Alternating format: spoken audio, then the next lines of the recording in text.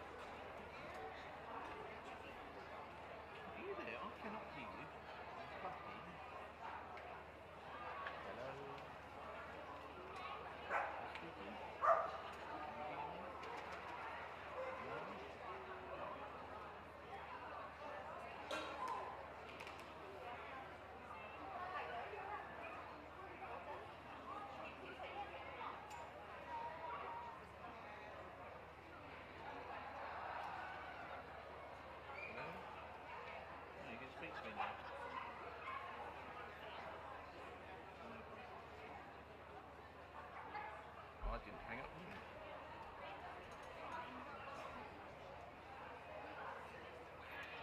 Working group. Working group charge.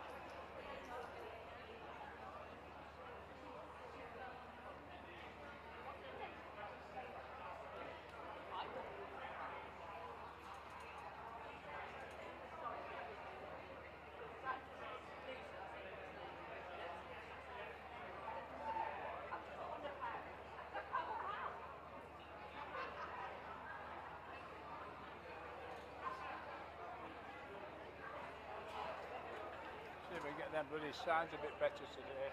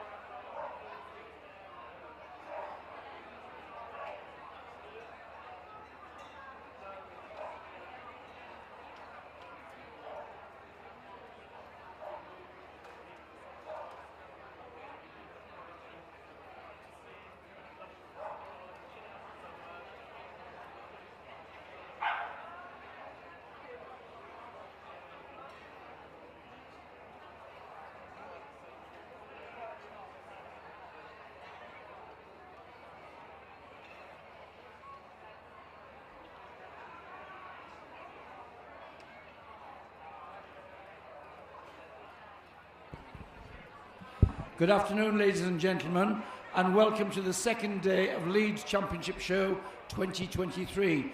We hope you've enjoyed your day in this new setup, which has taken a lot of design and time to put together, and we hope you've enjoyed it. The sun shines on the righteous, and here we are today. Very shortly, we'll be starting the groups for today, beginning with the working group, and it will be underway very shortly.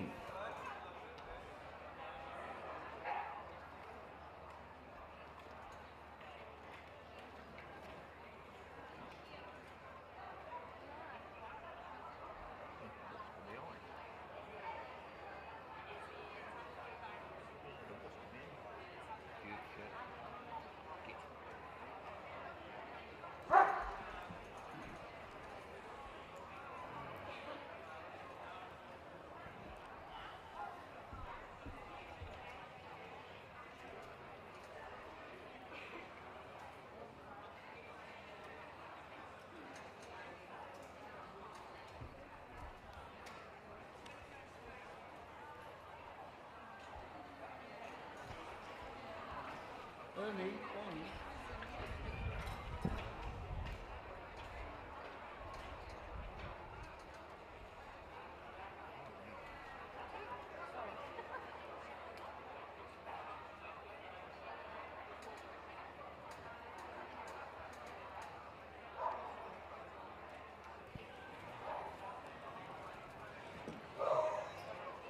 And now we are ready to go, ladies and gentlemen. It's my pleasure to introduce the judge for the working group. He's been in dogs since he was a schoolboy, made it many champions in Dalmatians, but has also been involved in Cavaliers and French Bulldog, Boston Terriers. He is a Best in Show Championship Show judge and judges the working group and the utility group at Championship Show. Please welcome Mr. Ernie Patterson.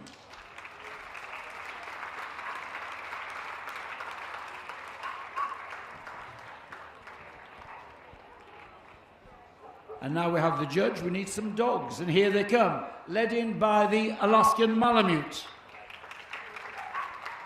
the Bernese Mountain Dog,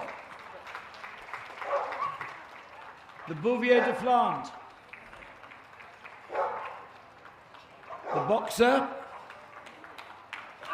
the Bull Mastiff, the Doberman, the Dog de Bordeaux,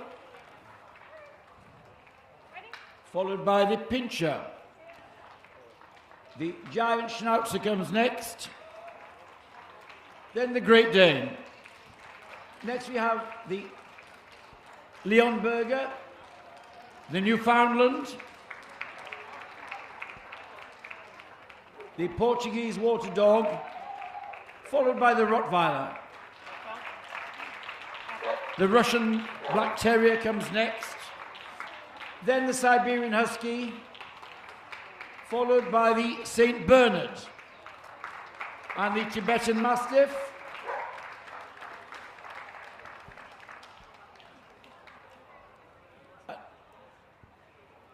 and the any variety separately, not separately classified, and the import register. Thank you all very much.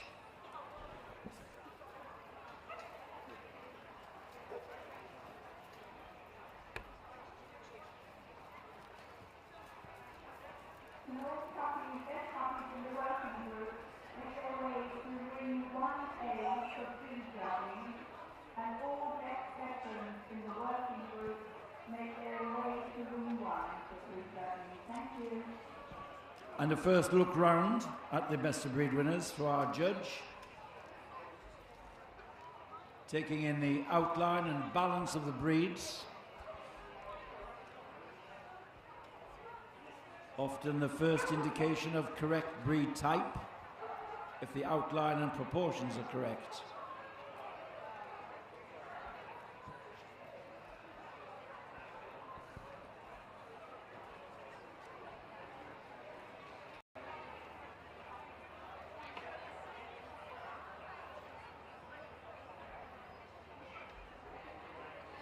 And now coming to the first dog out for hands-on examination, It's the Alaskan Malamute.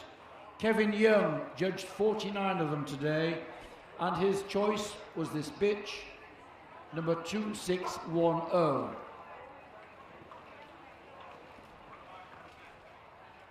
This is the largest and heaviest of these sled dogs, used for pulling heavy loads over long distances. So they're a stamina dog rather than a speed dog. Everything about them is fit for function. Strong bone, powerful hindquarters for pulling, a coat which is a double coat for protection, and this long tail which looks like a waving plume on the move.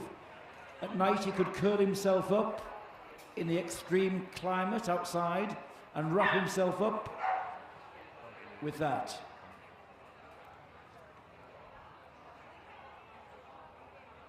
There is our winning Alaskan Malamute, number 2610.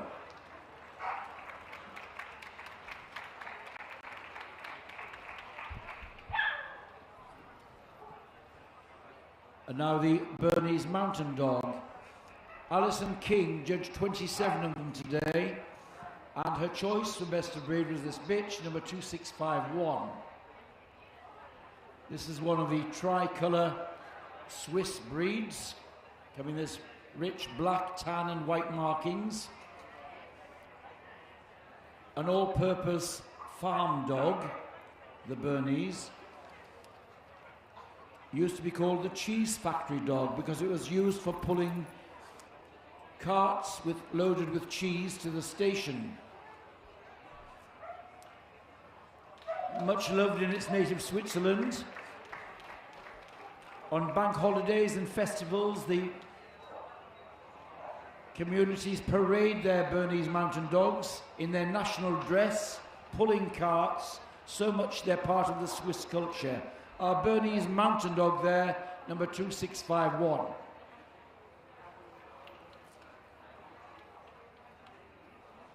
Now the Bouvier de Flanders. 14 of them here today, and the winner was this bitch, number 2688. As its name suggests, it's from Belgium and the Low Countries, Flanders, the Bouvier de Flanders. Bouvier means cattle dog. And although it was originally used for herding cattle and other livestock, it's shown its versatility in the armed forces, as a tracking dog, highly intelligent. It's strongly built, with a matte coat, so thick you can hardly penetrate the coat. This gives it protection. Strongly boned. It should be free from exaggeration. There is our winning Bouvier de Flanders, number 2688.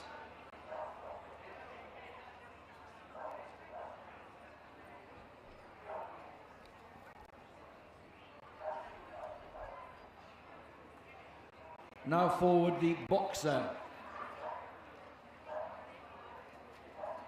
Specialist Mrs. Christine Breakspear judged 79 of them, and her choice is here, the dog, number 2713.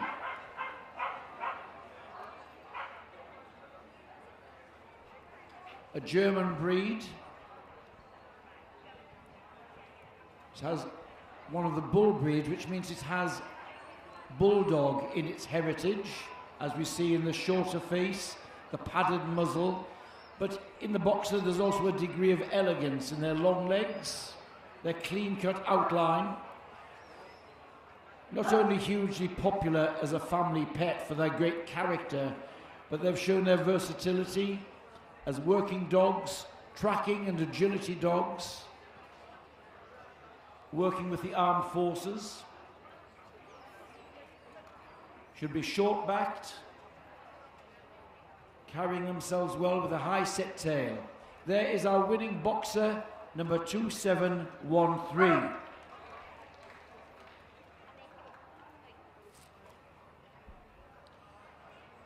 Mark Kokoza judged Bull Mastiffs today.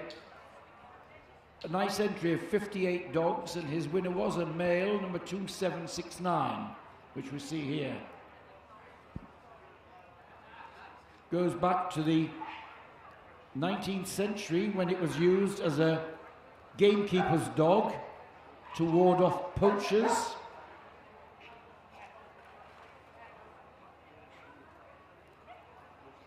It again is a bull breed with bulldog in its heritage, but it should, apart from having power and substance, it should have athleticism. It's said that a bull mastiff should be able to jump a 5-barred gate.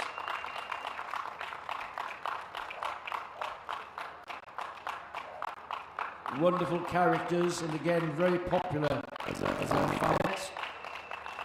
There is our fawn bull mastiff number 2769.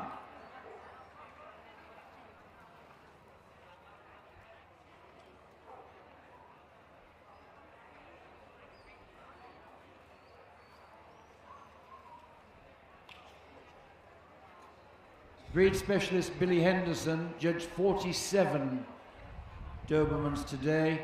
His choice for best of breed is the dog number 2834.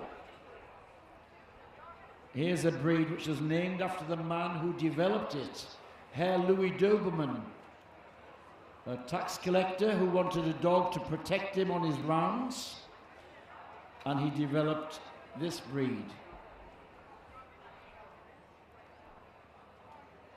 Of German origin, clean cut, squarely built, a wedge-shaped head. Here is another breed that has been used by the armed forces and the police. Highly intelligent and adaptable.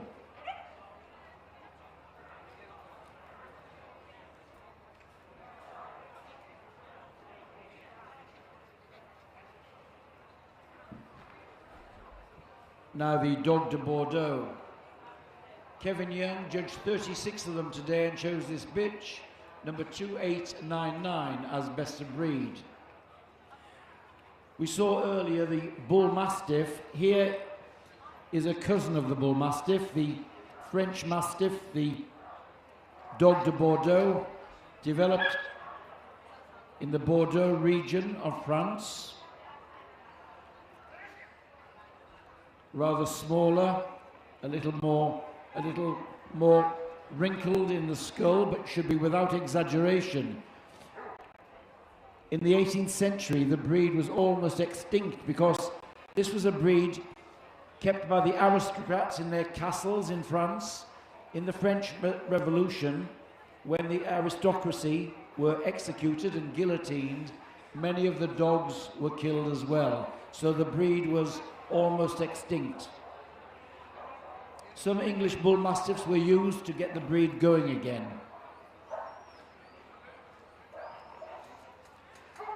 And here we have the German Pinscher. A few moments ago we saw the Doberman Pinscher. Here is a scaled down variety, the German Pinscher. This one, a red, used as a general farm dog and vermin dog in its native Germany. The Pinschers share the same characteristics of a square build, wedge-shaped head, a top line which slopes slightly from the withers, a handy size as a household companion. Today there were 9 Pinschers present. The winner was this bitch, the red bitch.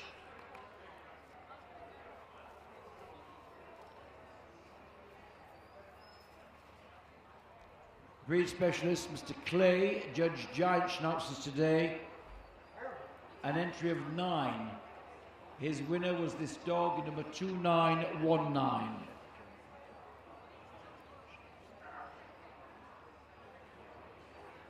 The word schnauzer means bearded snout. So it's got this beard on its muzzle. All of the schnauzers, this is the largest size, carry this furnishings on the eyebrows and the muzzle down the legs. The coat should be hard and crisp. The giant Schnauzer should be a dog of substance and rib and chest. There should be nothing terrier-like about it. It has to have substance.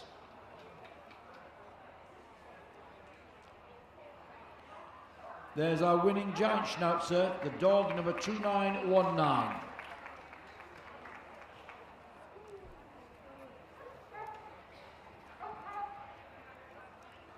Now forward the Great Dane. Robin Newhouse judged 47 of them today. His winner was this brindle dog, number 2934. The name of the breed is a bit misleading because it's not Danish at all, it's a German breed. And it was originally a dog which went after wild boar. It was a hunting breed.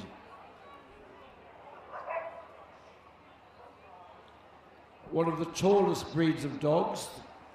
There should be good leg length, squarely built, with a noble head. The temperament should be one of dash and dare. They should be ready to go anywhere, full of courage. There is the winning Great Dane, 2934.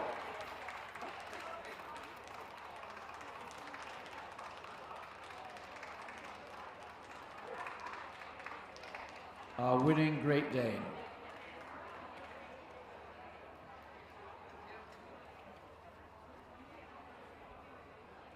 Now forward the Leonberger. 38 of them here today for Sue Searle. And she chose this dog, this bitch, sorry, number 3032. Another breed which was developed in Germany in the town of Leonberg. And if you go to Leonberg, you'll see on the town crest the outline of the Leonberger dog. It's thought that the Mastiff, as the breed was developed through using the Newfoundland. The St. Bernard played its part. Comes in this lion-like colours, this gold and shades of fawn. A dark mask. Should be substantial but also agile. There's the Leonberger.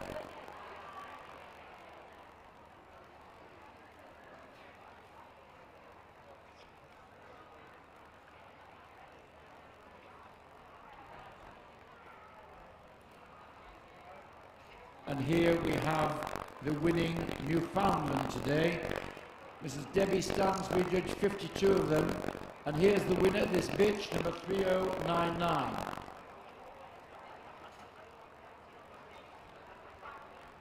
This is a breed which is bred to survive the icy waters of North America.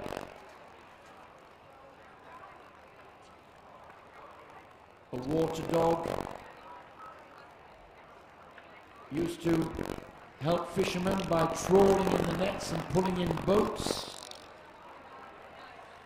Everything's built fit for function with this big, capacious rib cage to give it flotation and stamina in the water. A coat which has some greasy qualities to it to waterproof it. And this strong bone and web feet to help it in its swimming.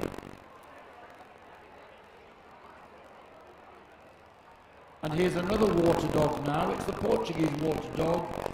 Jill Peake judged 17 of them today and chose this dog, number 3132. Again, this is a breed which showed its versatility.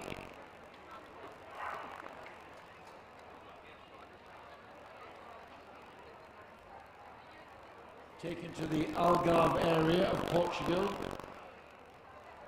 where it helped fishermen bring in boats and nets. It was also used remarkably as a warning system, a foghorn. It was taken out in boats and in foggy conditions the dog was used to bark and make other boats aware of their presence. This traditional clip with shorter hindquarters, a plume of hair to protect the tip of the tail. So it's not just a fancy hairdo, it's functional.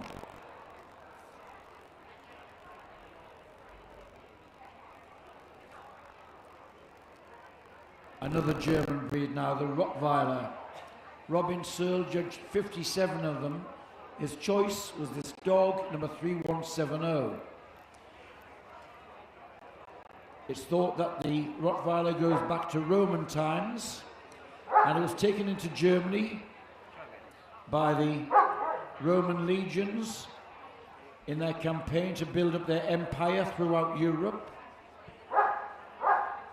They took cattle with them to feed their army, and the guard dogs they used were similar to the Rottweiler.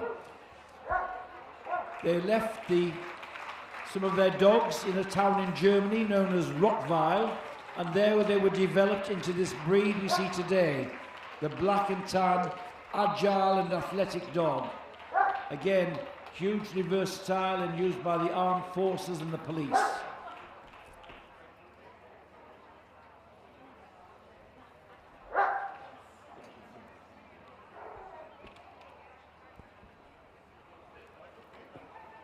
Ernie Patterson now looking at the Russian Black Terrier.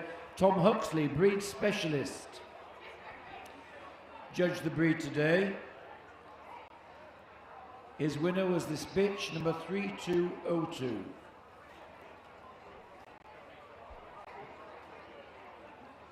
The Russian Black Terrier is a relatively modern breed, developed after the Second World War, when the Russians wanted a specialized guard dog and a dog who could round up prisoners of war. It's thought that the Airedale, the giant Schnauzer and other breeds were used in their breeding station to develop the breed.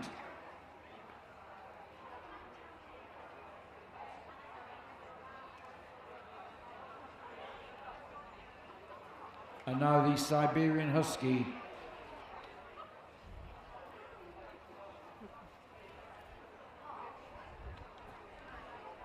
Biggest entry in the group today, 85 of them today for specialist Doug Bedford.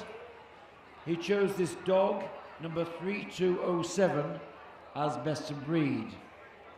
We saw the heavier Alaskan Malamute as a load-pulling dog earlier. Here is a sled dog bred for speed.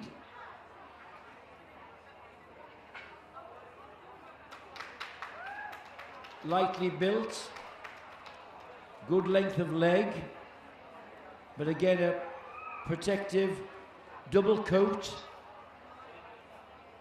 I've seen teams of Siberian Huskies in Finland working and sleeping outside as a team. Amazing sight. Fit for function.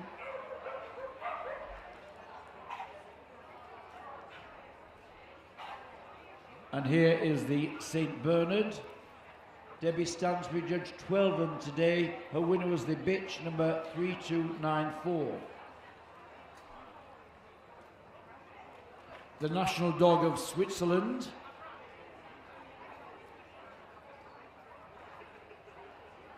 The St. Bernard is named after the monk, Father Bernard, who set up a hospice, a refuge for travellers in the Swiss Alps. It's thought that the breed was developed from mastiffs with some other breeds added.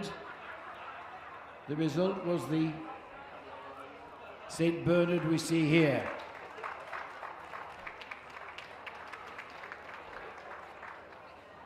It's thought that the Newfoundland plays part in its heritage. It was used for tracking and finding travellers who were trapped in snowdrifts or in the mountain pass.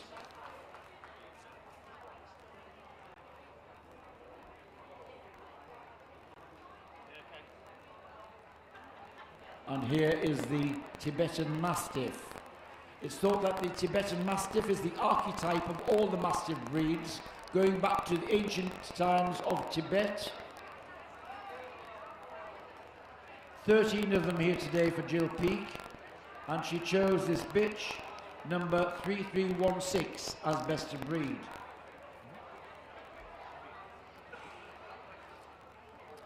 The Tibetan Mastiffs were used to guard the farms and homesteads, often chained to a kennel at the entrance to the farmyard.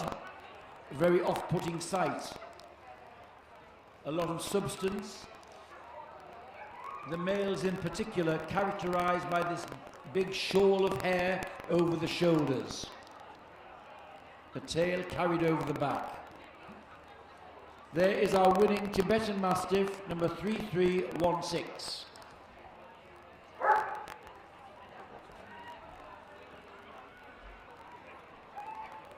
And from the any variety not separately classified today, the Canadian Eskimo dog we have here, sent forward by Martin Sanders.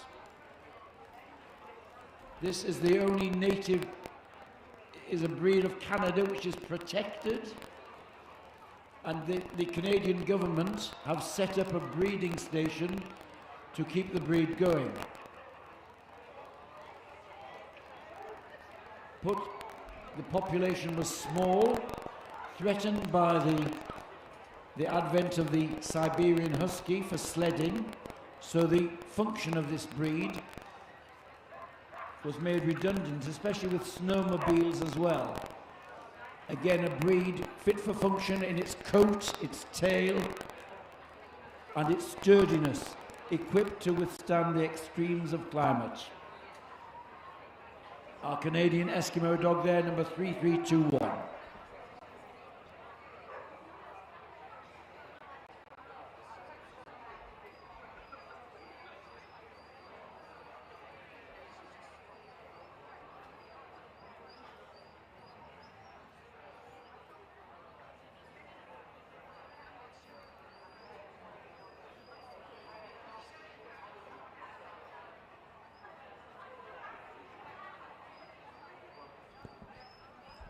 Our judge just walking around reminding himself of what he found in his hands-on examination. We can all judge from the ringside, but he's had the privilege of getting hands-on, feeling under the coat, feeling the conformation, and seeing at close quarters how they moved. At this level, our judge is looking for the dogs which are closest to their breed standard. Add to that a dog which is performing well on the day and moving well.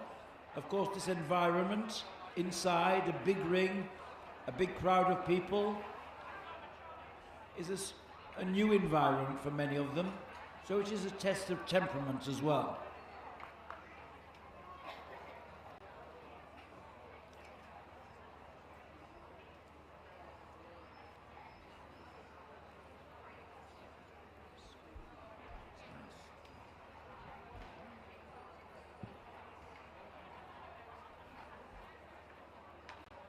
Walk down the line before he makes his mind up on which dogs are coming out in the shortlist.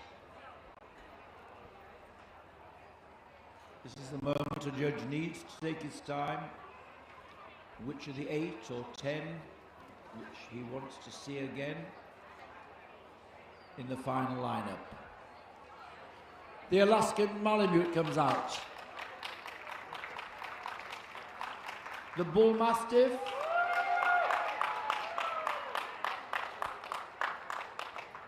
The Great Dane, the Leonberger, the Rottweiler, the Portuguese Water Dog, the St. Bernard, and the Canadian Eskimo Dog. So well done to all of them.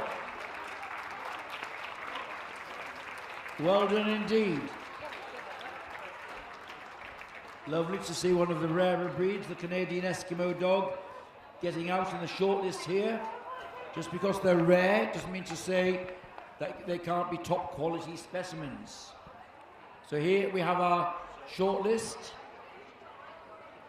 So time to show your support, ladies and gentlemen. It's out and back, and I think round to the top of the ring. There's the Alaskan Malamute.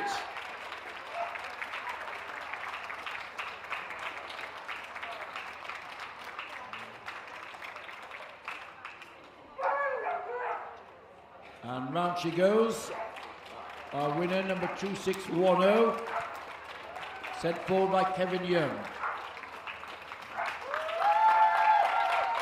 Here's the Bull Mastiff, sent forward by Mark Kokoza. Round he goes.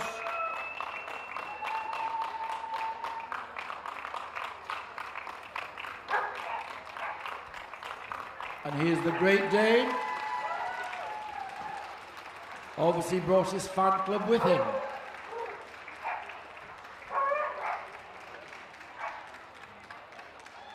Round he goes, the Brindle Great Dane, sent forward by Robin Newhouse.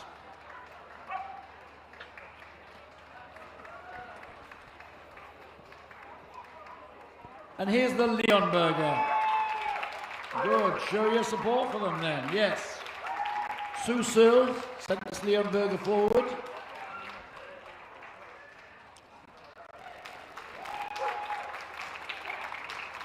Down she goes. And time for the Portuguese water dog. The functional trim.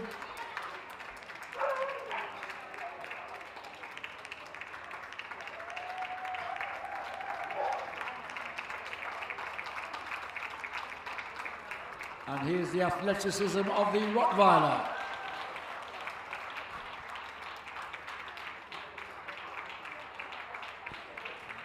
And round he goes, winning Rottweiler, sent forward by Robin Searle.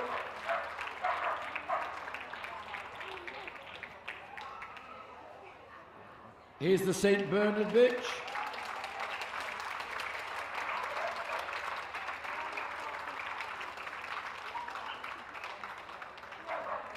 Obviously devoted to a handler, trotting around, looking up at him.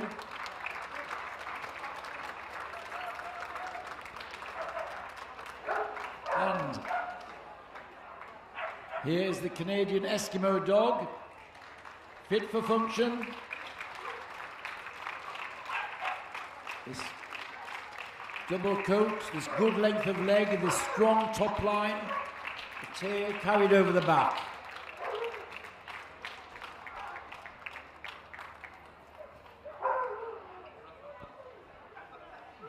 Eight of them left here. One of them will be coming back tomorrow to compete for Best in Show.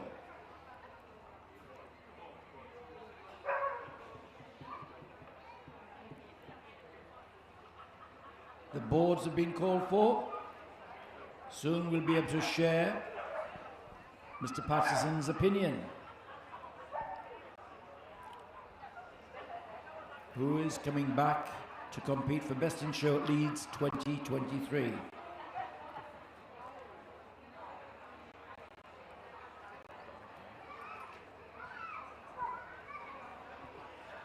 It's a walkover to the St. Bernard.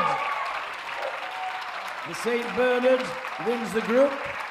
In second place, the Leonberger. Third place, the Portuguese water dog, and in fourth spot, the Rottweiler.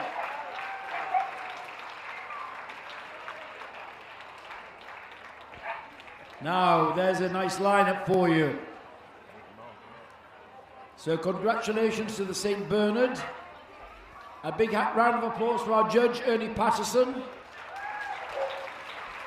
So it's the St. Bernard who'll be coming back tomorrow.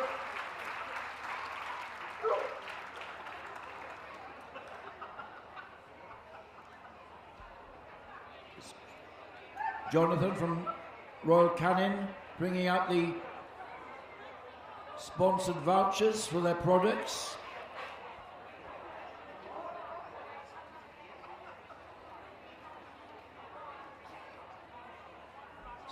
So it's lap of honour time. Ladies and gentlemen, the working group winner for Leeds 2023, the St Bernard.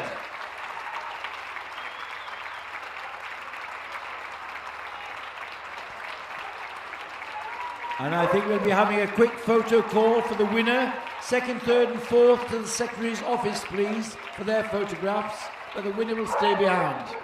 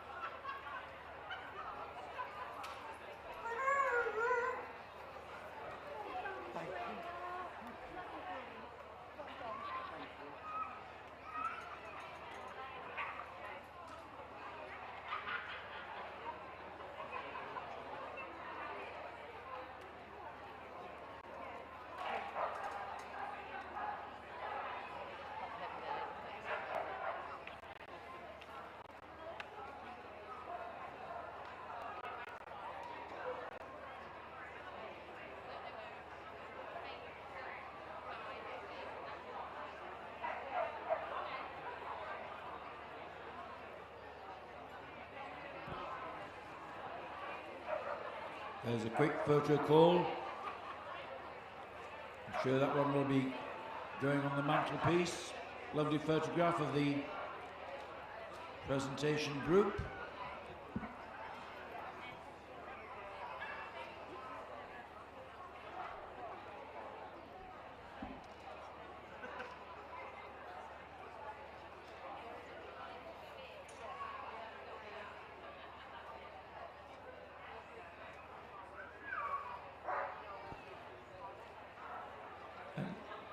So there's another group winner for the show weekend.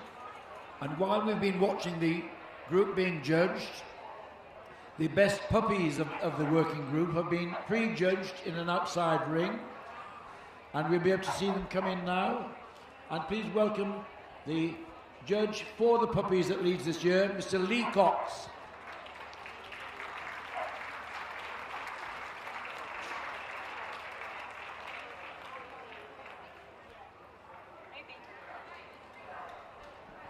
I think there may be just the odd one to see, which hasn't been prejudged. Two need to be handled in the ring. The rest have been prejudged. So please welcome them in, led by the Rottweiler, which has to be seen, and the Pinscher puppy. And then followed by those which have been prejudged, the Alaskan Malamute, the Bouvier, Boxer, the Bull Mastiff, Doberman comes next, the Leonberger, the Mastiff, Newfoundland, Portuguese Water Dog, the Russian Black, the St Bernard, Siberian Husky, the Tibetan Mastiff, and the Canadian Eskimo Dog coming in now.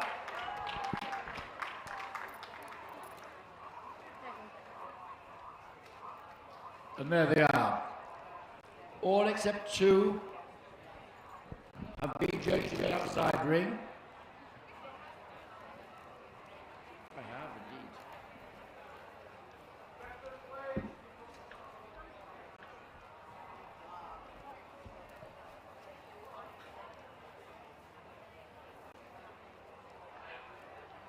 Our judge, Lee Cox, going over the Rottweiler. Handler was busy in the main group. The winning Rottweiler puppy is a male, 3155.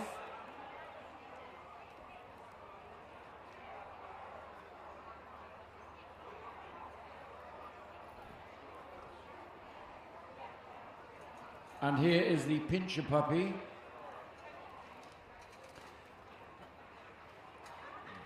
Just 6 months old, a red.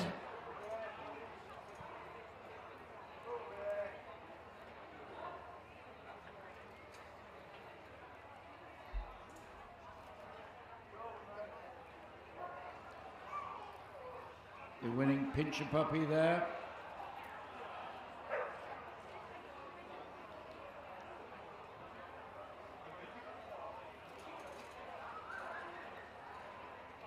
Just making the group in time, the breed. The winner, 2911, the winning puppy. The rest have been seen, so I know that we'll soon get to a short list with Mr. Cox.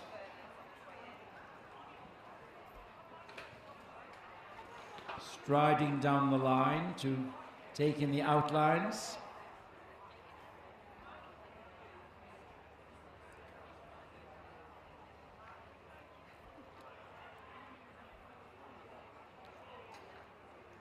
So, who's the shortlist?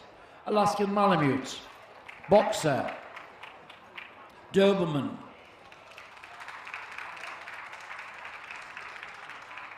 the Portuguese Water Dog and the Russian Black, and here comes the Tibetan Mastiff, and the Pinscher and the Rottweiler. So thank you all of the others. I'm glad you've had a good day. Hope you've enjoyed the experience of the big ring atmosphere. But here are our shortlisted ones now. It's round to the end, so they've had a long day. Give them your support. There's the Alaskan Malamute. And then the Boxer.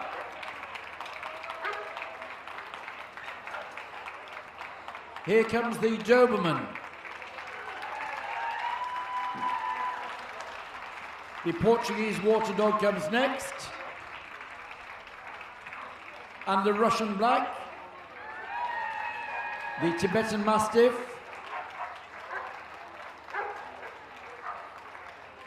The Rottweiler. And followed up by the German Pinscher.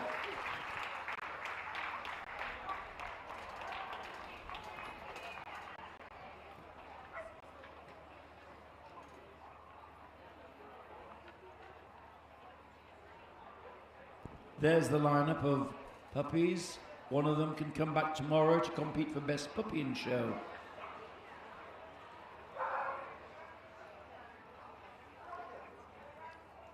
A clap of the hands and the boards are called for. It's becoming quite a signature for Mr. Cox. And a very purposeful walk to the winner, who is the Doberman.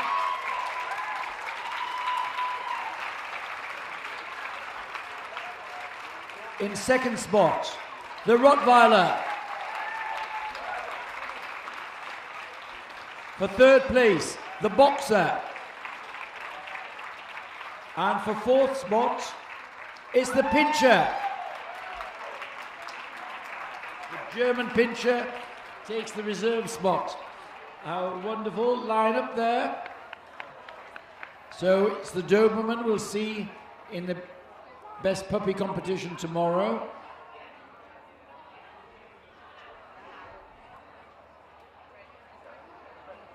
Jonathan Wolstenholme from Royal Canin giving out the vouchers. So, well done, Mr. Cox, and it's a round. A lap of honour now for our winners. There goes the Doberman.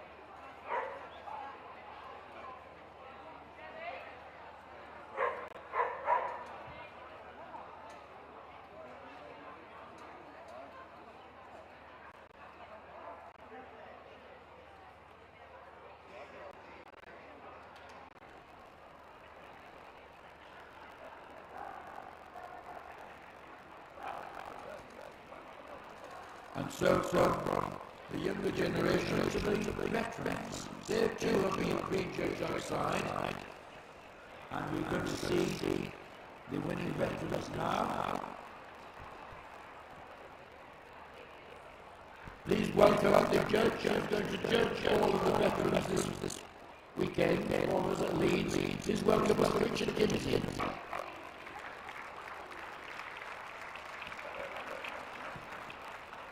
Only one which hasn't been prejudged, that's the German Pinscher, so that will be leading them in. Here come our veterans, the German Pinscher. Alaskan Malamute, Bernese, the Bouvier, Doberman, Giant Schnauzer, Hoverwart, Leonberger, Portuguese Water Dog, the Rottweiler, the Siberian, and the St. Bernard. So there we are.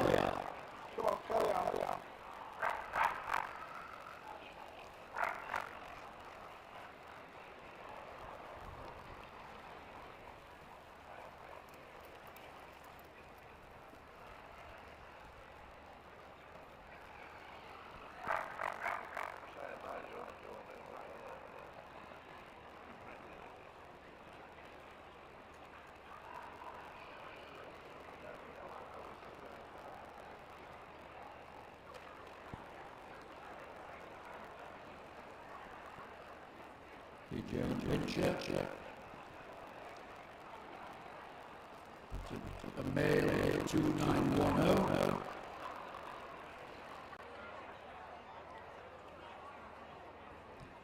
The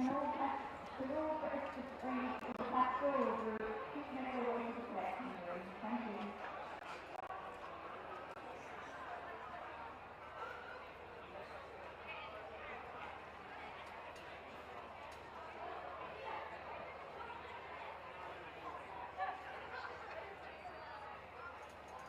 So there's a look at the German Pinscher, still full of running after his late finish in the breed today.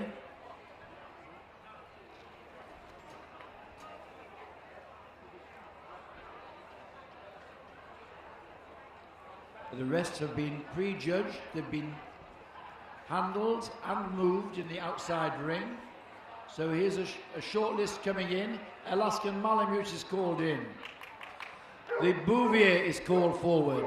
And the Doberman. The Hoverwart comes forward. The Portuguese Water Dog and the German Pinscher. Thank you. Well done for the others coming forward. These veterans are a great advert for their breeds and for pedigree dogs. I think it's always sad that we don't see more of them. If the critics of pedigree dogs saw these veterans in firm and fit in their veteran years, they might change their opinions of the pedigree breeds. There is our Alaskan Malamute going round. The Bouvier. Next is the Doberman.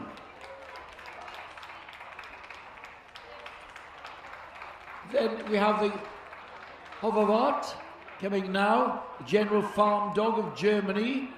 This one a black and gold. And then here's the Portuguese Water Dog. And finally, the German Pinscher. Round he goes. So,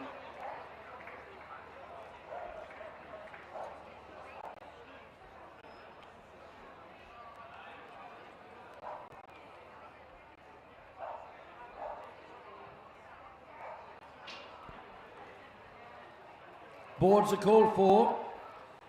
One of these coming back to compete for best veteran in show.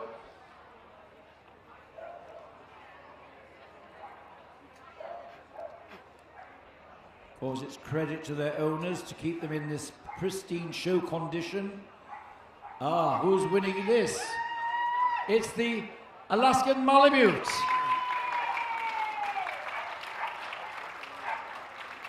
For second spot, The Pinscher, the German Pinscher, takes the second place. In third spot, the Hoverwart. Well done. One of the rarer breeds. And there is the Bouvier in fourth spot. So well done, all of those other veterans. So, but the Alaskan Malamute will be coming back to compete tomorrow. So what a great lineup for Mr. Kinsey. Well done to you, Richard.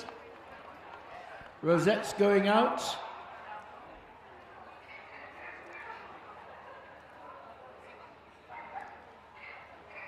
So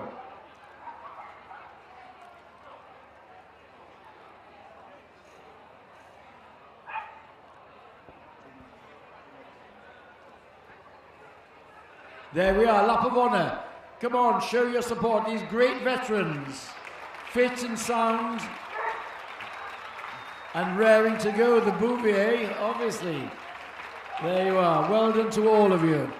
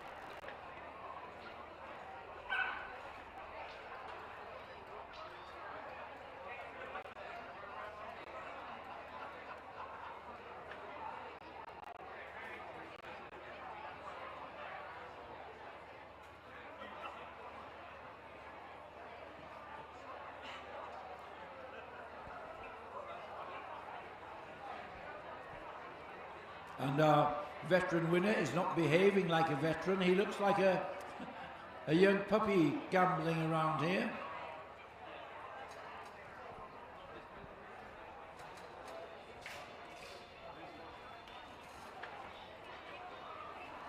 All smiles.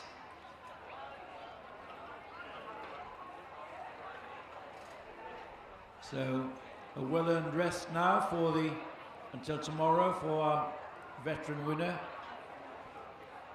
Soon we'll be able to start with the pastoral group. They're just waiting for the final best of breed winners to assemble in the collecting ring.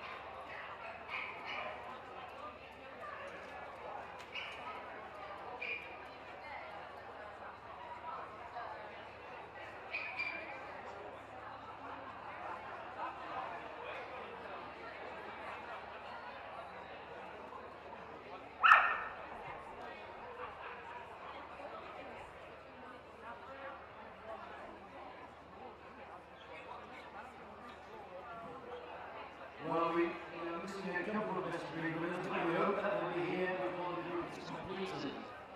So, my pleasure now to introduce our judge for the Pastoral Group Leeds 2023.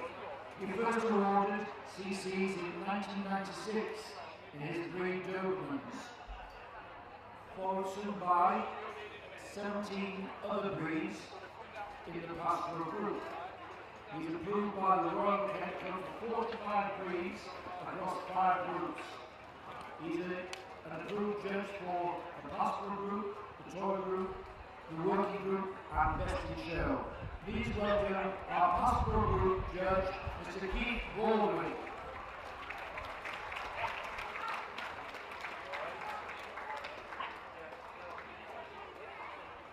Now, bring in the dogs. Here they come. The Australian Shepherd has made a group, followed by the Briard. The Bearded Collie comes next. The Belgian Shepherd dog first to the right is the Groenendaal. The Malinois comes next, the Terruren, followed by the Smooth Collie.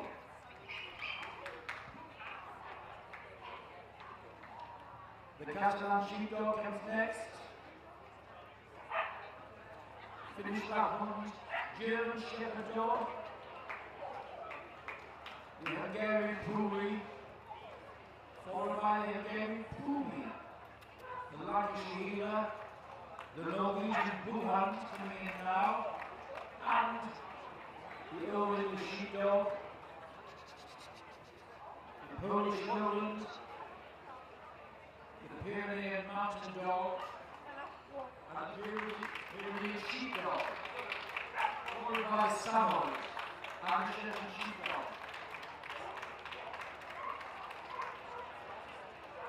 Next comes the Swedish Valhund, the Welsh Corgi, Cardigan, and finally the Pembroke. And there, the Bergamasco coming from the import register.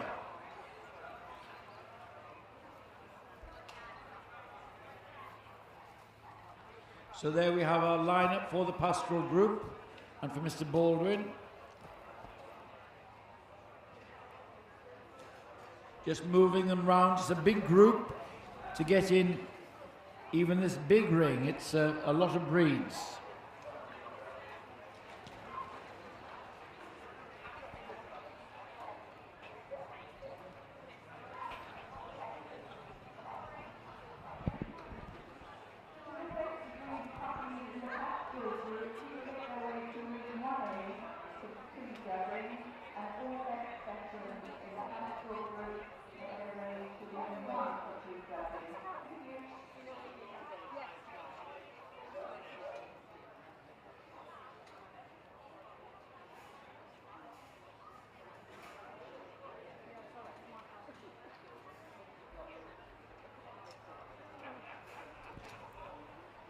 All of the breeds in the Pastoral Group were developed to help people working with livestock, with herds of livestock, and they were usually divided into those which herded the livestock or guarded the livestock.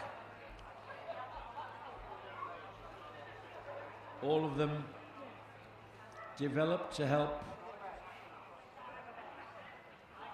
man in agricultural society.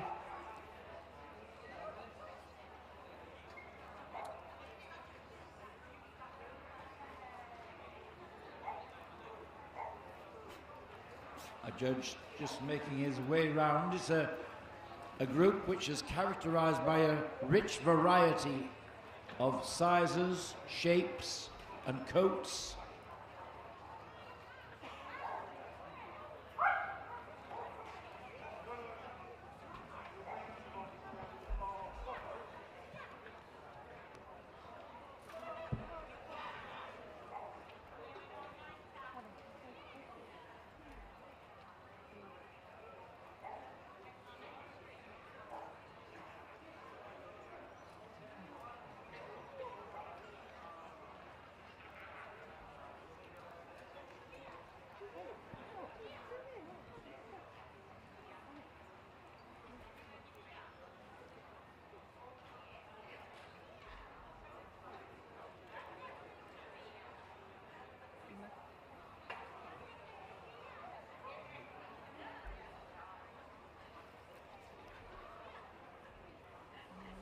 Judge now looking at the first breed forward, the Australian Shepherd.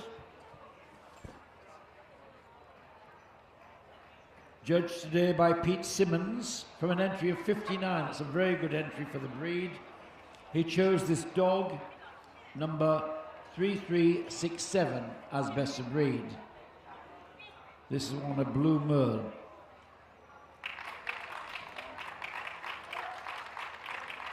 The name of the breed is a little misleading. It carries the nomenclature Australian, but it was a breed which was developed in America. Some Spanish shepherds moving from Australia to America, where the breed became very popular.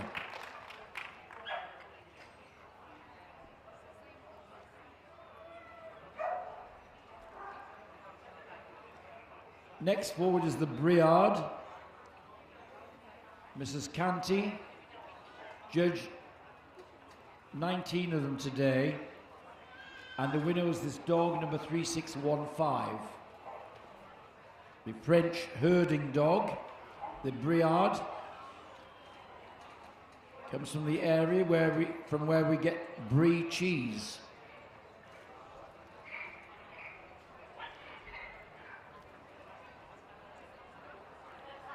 It's characterized by a crisp coat,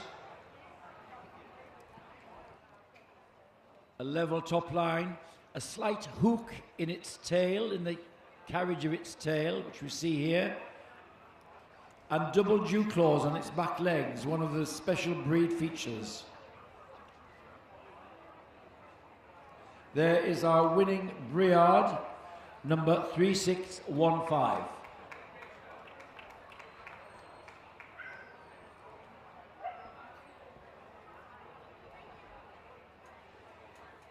And now we have the winner from the bearded collie ring.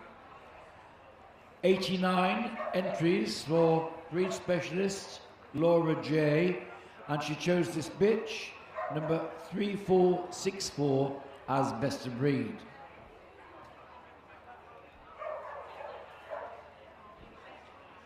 A breed which originated from stock of the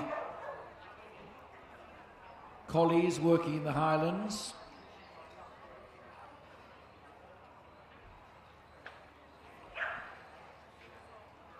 Relatively modern in its development of the bearded collie.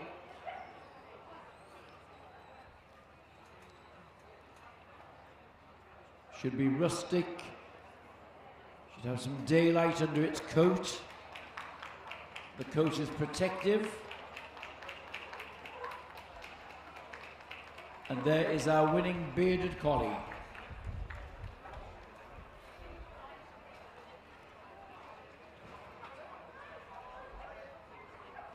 The first of the Belgian shepherds are forward now.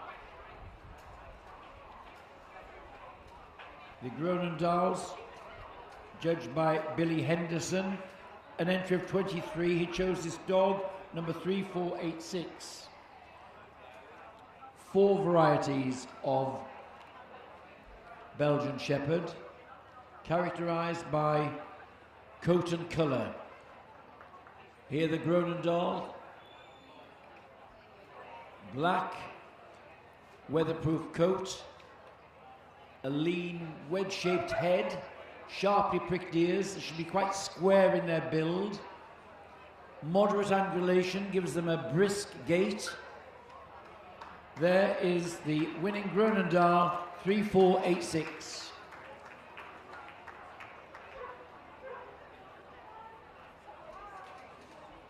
The Malinois now forward. One of the rarer varieties. 9 of them here today for Alison King. And she chose this bitch, number 3504, as best of breed. The Malinois, a shorter but dense protective coat. Everything else the same. Of course, this is the variety popular with the police and the armed forces. All varieties are highly intelligent and active, and they need strong ownership and they need a job of work to keep them occupied. There is the winning Malinois, number 3504.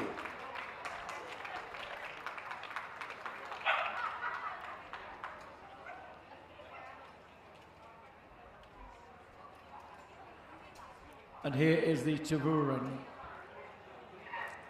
17 of them today for Robin Newhouse. He chose this dog, 3525, as best of breed.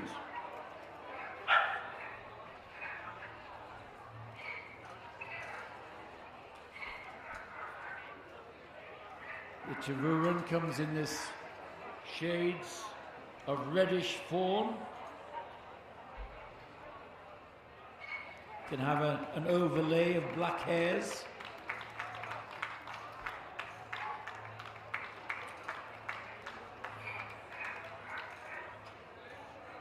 Brisk in their gait, this square outline and alert expression. Our winning Tervuren there, 3525.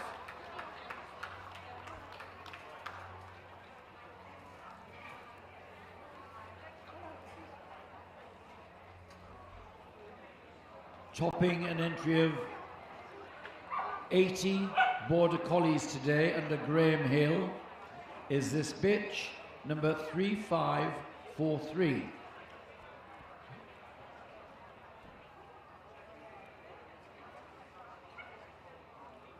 One of the most versatile of breeds, the Border Collie. We can all remember One Man and His Dog on television, showing the shepherds and the great skills they had, the great teamwork with the Border Collie, herding sheep. But we've also seen them in lots of other roles, in obedience and agility.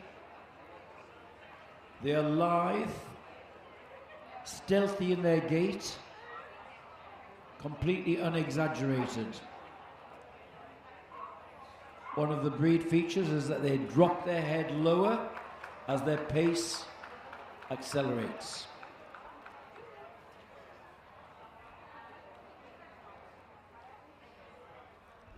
And here's the smooth collie. 26 of them, which is a good entry for the breed here. 26 for Robin Newhouse. His winner was this dog, a blue merle dog.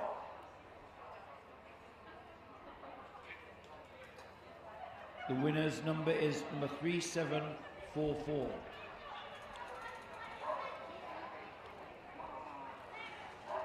Unfortunately, the rough collie couldn't stay for the group, but here's the smooth variety.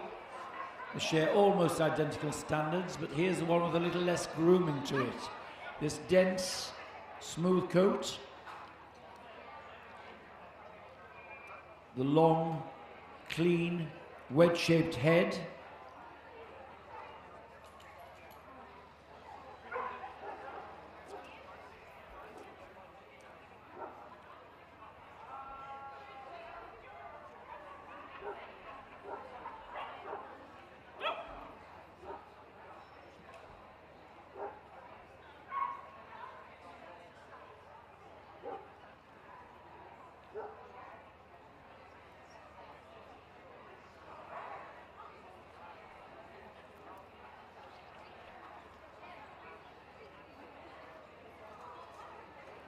A judge now looking at the Estrella Mountain Dog, sent forward by Richard Kinsey from an entry of 4.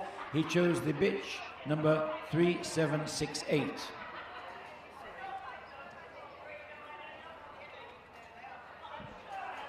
The breed comes from Portugal, where it was used as a flock guard, working on the summer plains, but also on the mountains, so it's a hardy breed. Coming in a variety of colours, characterised by the backward, the turning ears, the ears turned back, one of the breed features.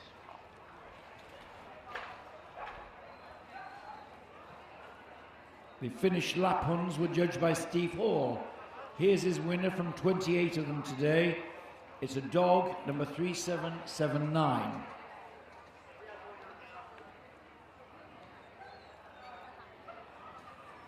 This is a herding dog, a lap herder dog. So it was developed in the north of Finland for herding reindeer.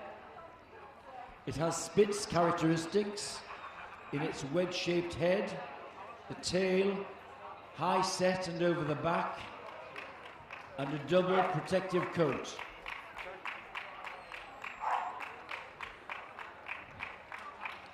So the Pastoral Group breeds coming from many countries where their uses were different depending on the livestock of that country.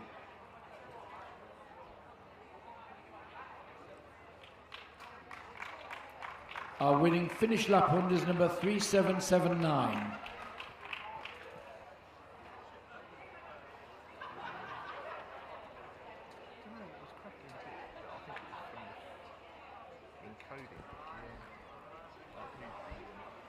Now the German Shepherds today, judged by breed specialist Heather Corkin.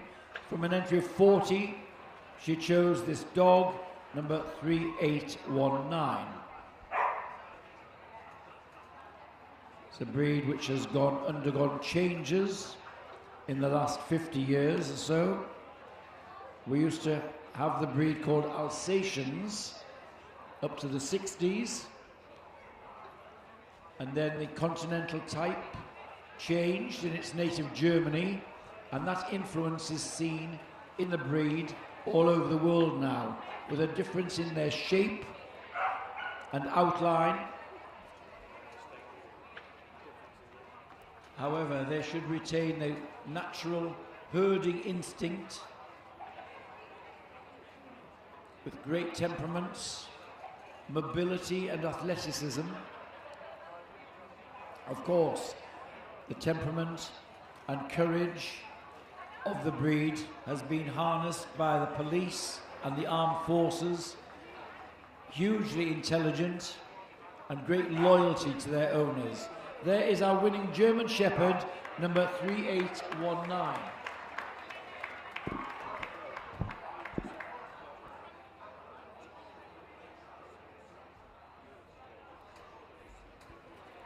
And now something quite different on the table, the Hungarian Puli.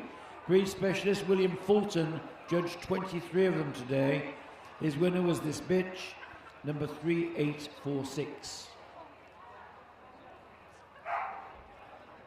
This was a herding dog in its native, and still is in its native Hungary. The most outstanding feature is the corded coat, the judge going under the coat to feel the body underneath. As puppies, they have loose, curling flocks of hair, which then develop into cords. It's a relatively short neck,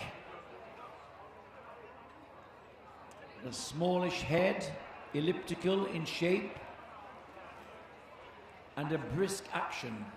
It shouldn't be long striding, it's brisk and light on the move.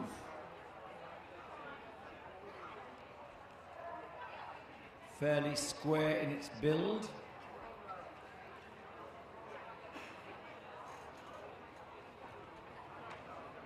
There is our winning Hungarian Puli, number 3846.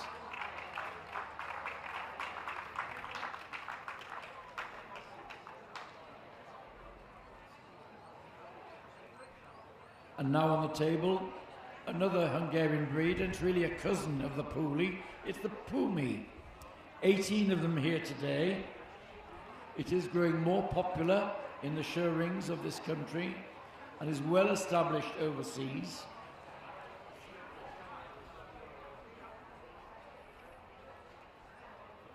It's thought that it was developed from the Puli, crossing it with a terrier or Spitz type dog, which give it these characteristic ears, which give it a very cute expression. Highly intelligent, very nimble and athletic, highly trainable and obedient. They have this dense, thick coat, the tail curled over the back, and a brisk stride. There is our winning Hungarian Pumi.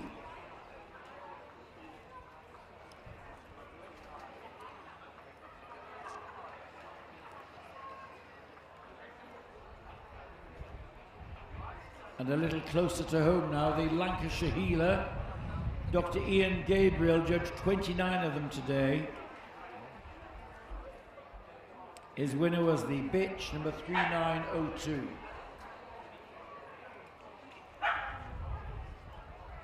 This is a breed which was developed in Lancashire, and it is the outcome of crossing the Pembroke Corgi, which were used to drive cattle from North Wales to the markets and abattoirs in Manchester, where they met the Manchester Terrier. So it has features of both breeds. The black and tan of the Manchester Terrier, the wedge-shaped head, the low to groundness of the Corgi. So it's a genuine representative of the two parents. Wonderful breed, long-lived and intelligent. Used themselves as healer dogs, which means they nip at the heels of livestock to drive them along, to herd them along. The little Lancashire healer there, number 3902.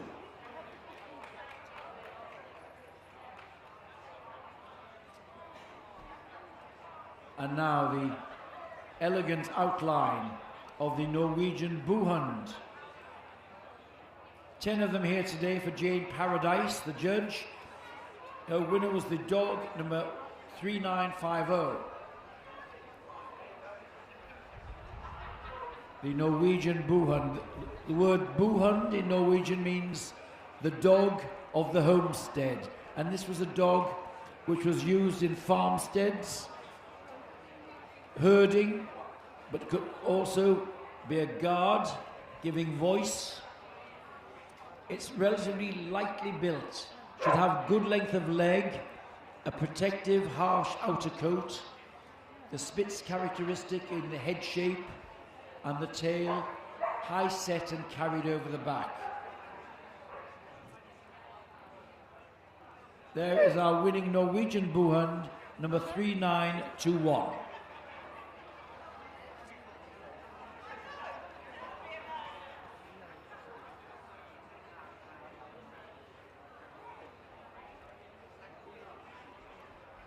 And now the Old English Sheepdog, sent forward by Jeff Luscott from an entry of 42, and a good entry. He chose this dog, number 3950, as best of breed. The Old English Sheepdog used to be known as the bobtail because they were traditionally a docked breed, so had the name bobtail. In actual fact, in the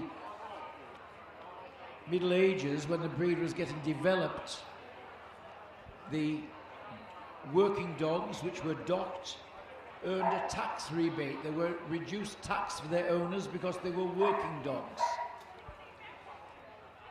It's characterized by this crisp blue and white coat, a top line which rises from the withers to the croup, as we see here, and this strong, broad head.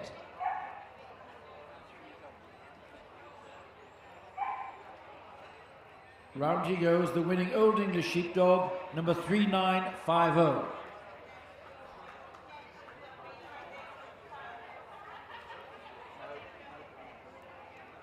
Now on a smaller scale, but bearing some similarities, the Polish Lowland Sheepdog. 17 of them today for Jane Paradise. She chose the dog 3979. Should be relatively cobby in type, solidly built.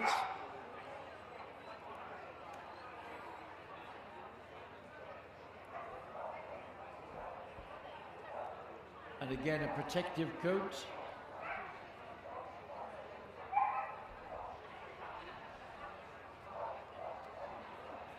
There's our winner. They can be born with natural bobtails. In their native country, they're just known as pons. It's an abbreviation of a very complex Polish term for the breed. There is our winning Polish lowland sheepdog.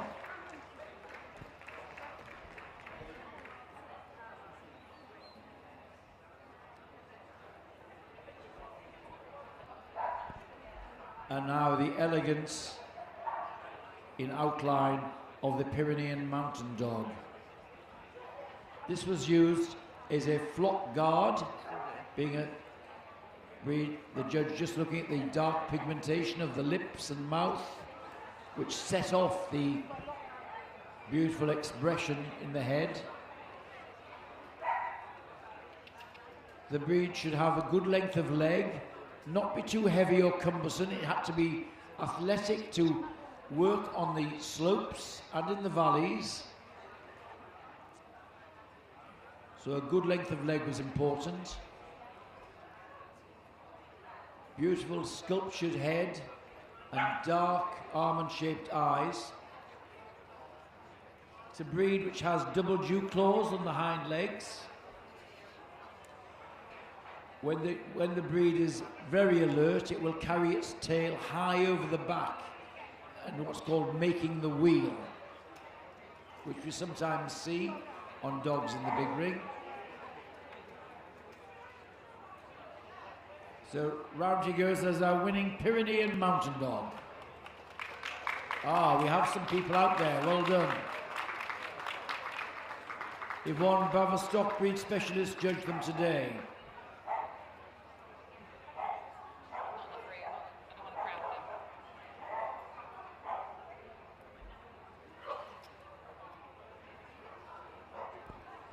And now our judge looking at the Pyrenean sheepdog. We have the long-haired variety in this country. Jill Peake judged them. 6 of them here. Her winner was the dog number 4000. This is a breed which used to work in tandem with the Pyrenean mountain dog, which we've just seen. This is nimble and light on its feet, as we see here. Its coat can develop into natural cords or fronds of hair, which is also seen here. These used to herd the sheep and livestock. The Pyrenean mountain dog used to guard it. Light, nimble, and with his wind-swept quality. There's the Pyrenean sheepdog.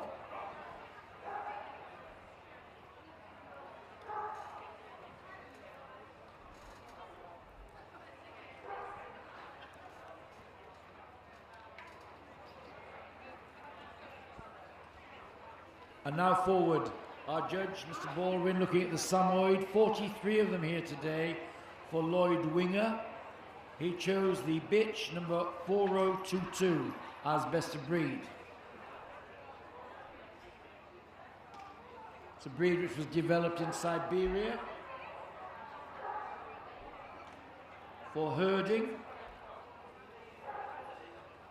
over long distances too, and it's equipped to withstand the climate.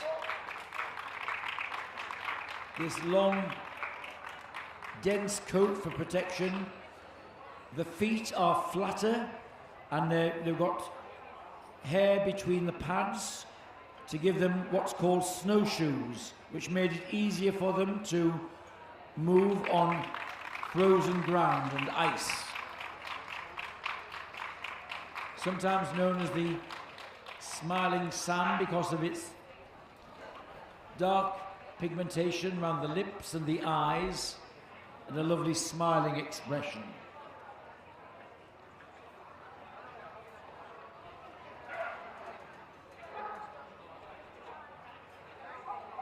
Now the Shetland sheepdog on the table, 78 of them today for Mrs. Lorraine Bolton. She chose this sable and white dog, number 4109, as best of breed.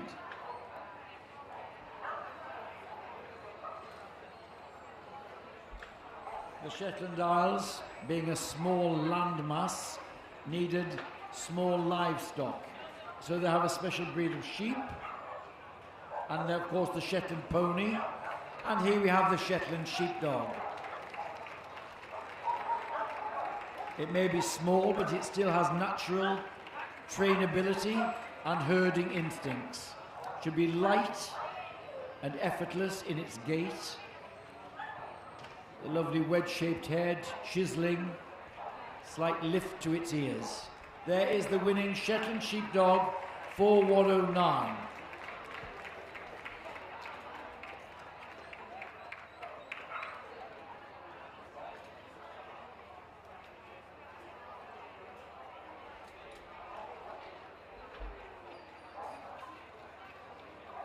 The Swedish Valhund on the table again shows the versatility and range of the breeds. Here it was a breed which used to herd cattle and sheep and is still used in this country on some farms. Natural working instinct, may bear some similarities with the Welsh Corgi, but it's higher off the ground, more ground clearance, a wedge-shaped head and dark oval eyes.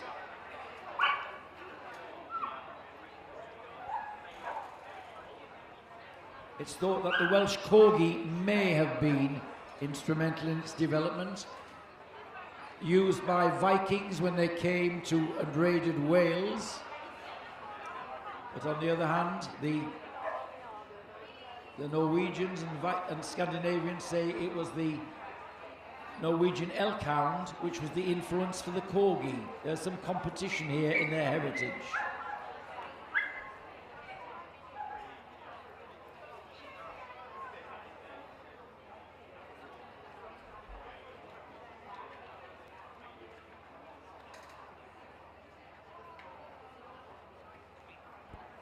Our judge now looking at the first of the Corgis. The Cardigan Corgi,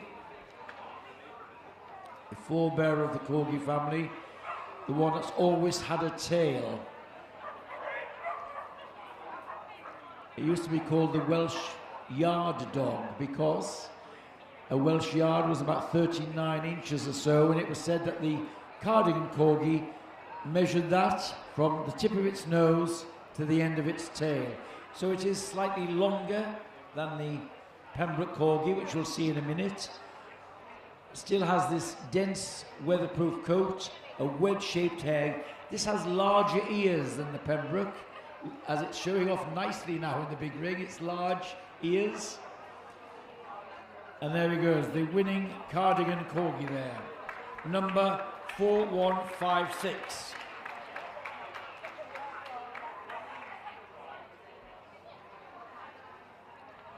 And now here is the Pembroke Corgi, sent forward by Steve Hall from an entry of 40. His winner was the dog, number 4203.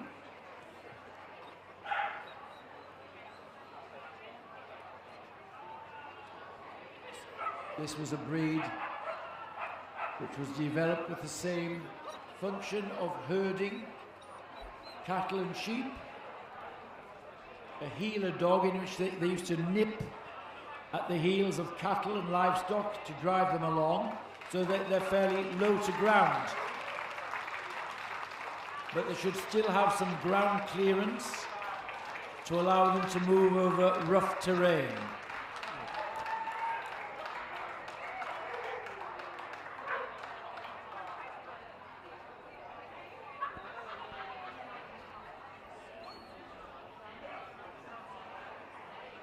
There's our winning Pembroke Corgi with fan club in attendance. Well done, number 4283.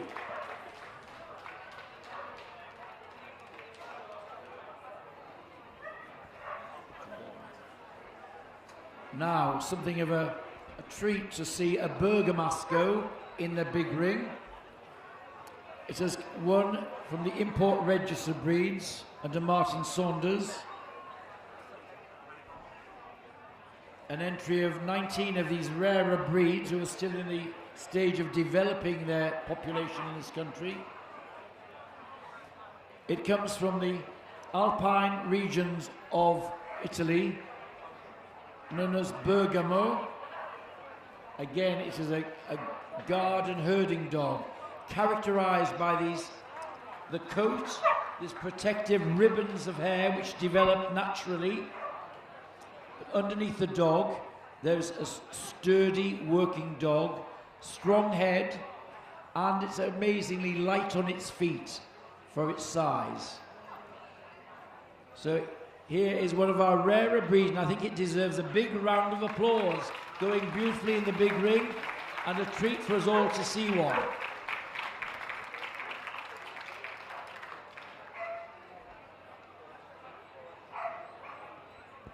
Now that's a large and varied group. The judge's job is to thin it down to 8 or 10 or so for a second look. So that's a big order.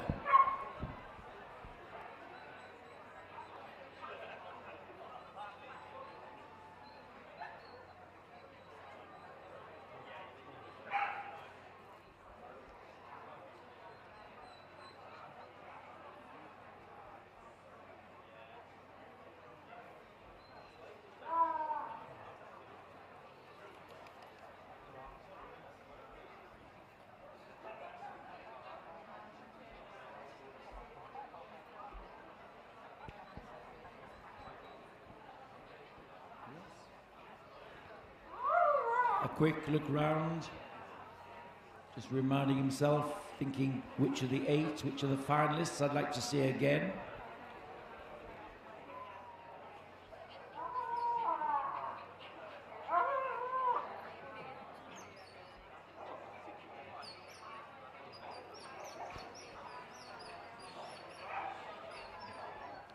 In comes the Pembroke Corgi. Big support group, the Shetland Sheepdog. The Pyrenean Mountain Dog comes forward. And a walk round to the Hungarian Puli, the German Shepherd Dog, Finnish Lapphund. Down we come to the Tavuran and the Groenendahl, and the Australian Shepherd. And there we have our shortlist. Well done to all of the other Best of Breed winners.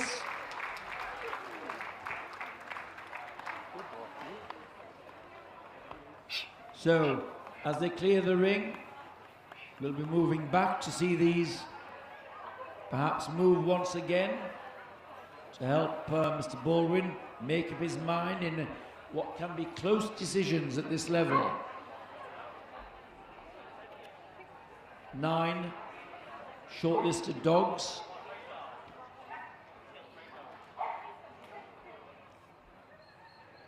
So it's out and back. Here is the winning Pembroke Corgi.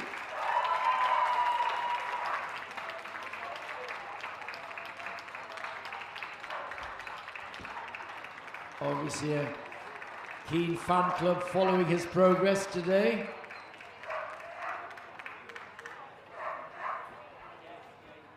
And the light floating gait of the Shetland Sheepdog. Sent forward by Lorraine Bolton.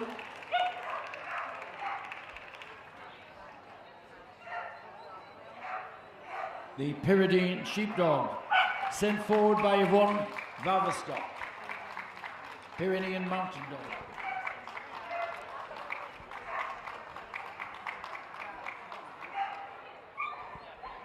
And here is the Hungarian Puli.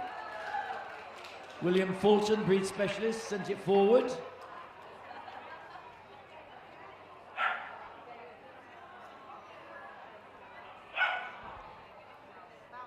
And the striking gait and carriage of the German Shepherd Dog. German Shepherds, today judged by Heather Corkin, breed specialist.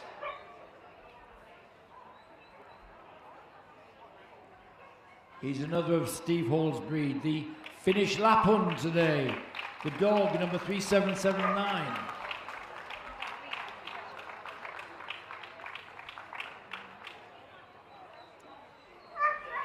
And two of the Belgian Shepherd varieties. Here's the Tervuren going.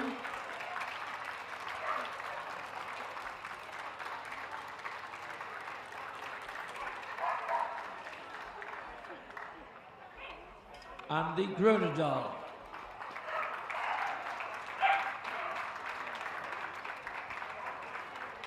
The brisk stride shown on a loose lead, natural carriage. And finally, the Australian Shepherd.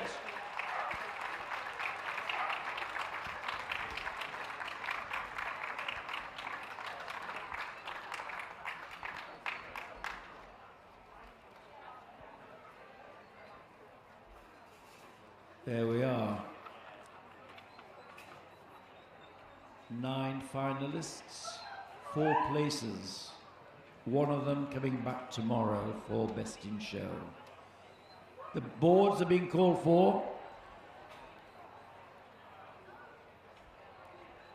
Mr. Baldwin's gone very methodically through these.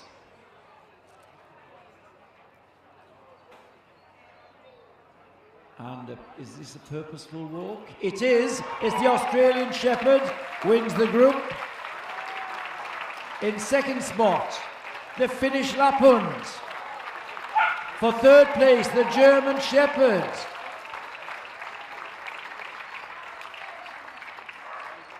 And for fourth spot, the Pembroke Corgi. Pembroke Corgi goes into fourth place. Well done to all the others in that hotly contested group. But it's the Australian Shepherd we'll see tomorrow, competing for Best in Show. So a shake of the hand for all of them. The rosettes are coming out. And Jonathan Wolstenholme with some very nice vouchers from Royal Canin.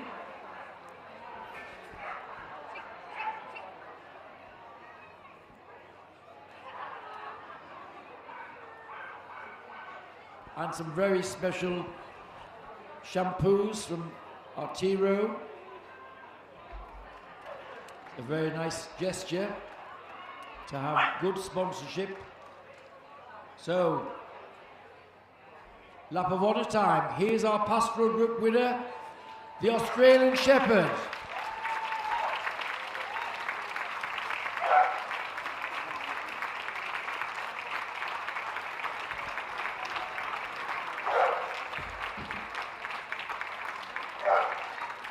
So, second, third and fourth for photographs in the Secretary's office, please. The second, third and fourth places to the Secretary's office for their photographs. The winner stays here.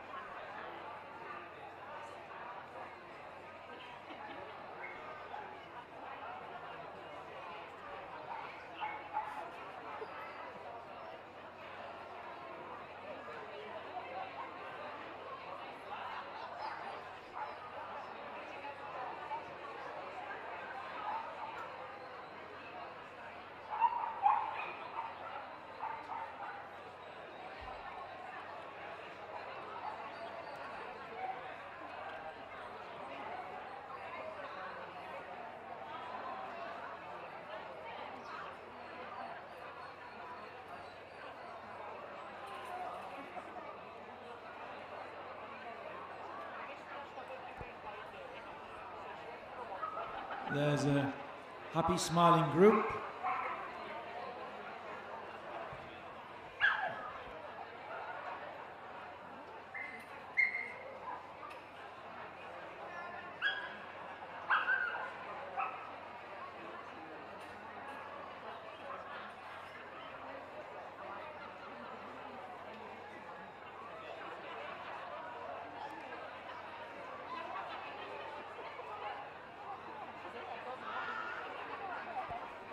Now, as we clear the ring,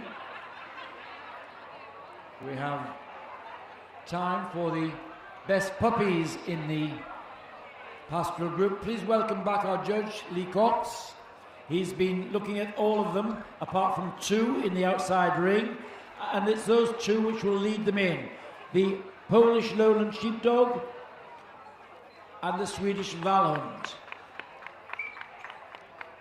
followed by the Australian Cattle Dog, Australian Shepherd, Bearded Collie, the Groenendaal, the Border Collie, Briard, Catalan Sheepdog, the Rough Collie and Smooth Collie, Finnish Lapphund, the German Shepherd's coming next, and the Hungarian Pumi, the Old English Sheepdog, the Pyrenean, the Samoyed, the Shetland Sheepdog, the two Corgi varieties coming next, and the White Swiss Shepherd.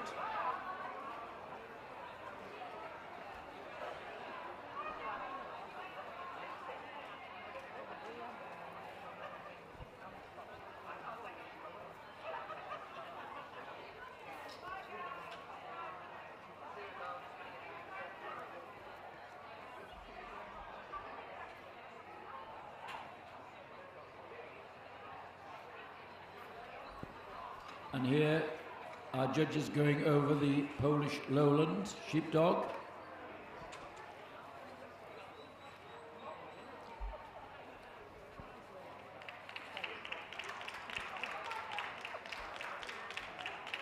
Judged today by Jane Paradise.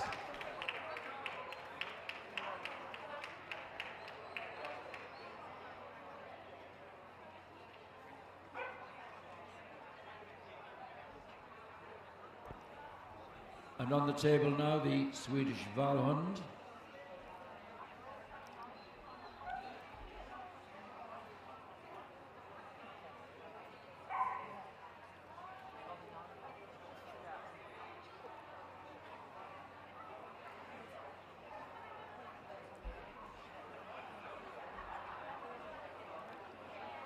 The little working dog from the Swedish valleys, the Swedish Valhund, used for herding cattle, and some of the breeders in this country still work them to show their working abilities.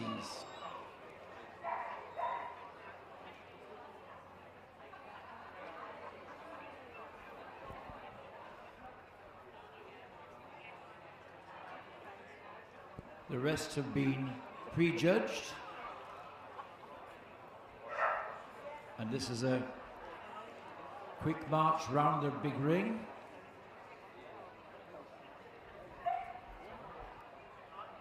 This is how Lee gets his steps in every day.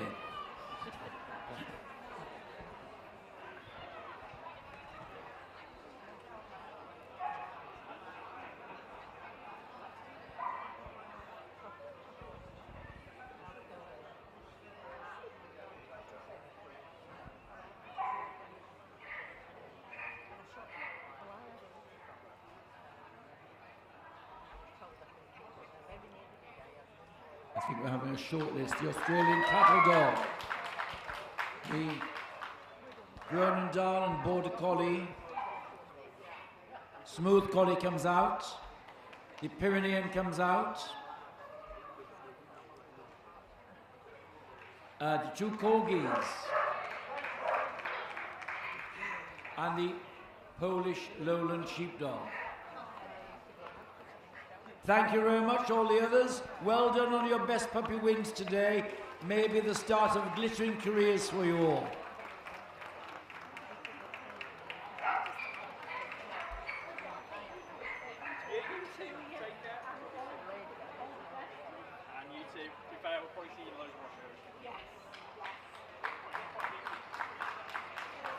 There's the Australian Cat Dog puppy. Here is the Groenendael.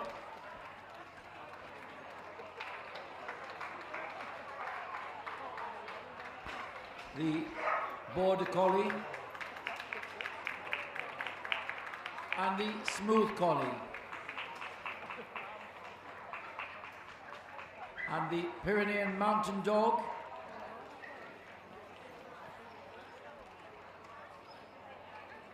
The Cardigan Corgi. And the Pembroke Corgi. And there they are.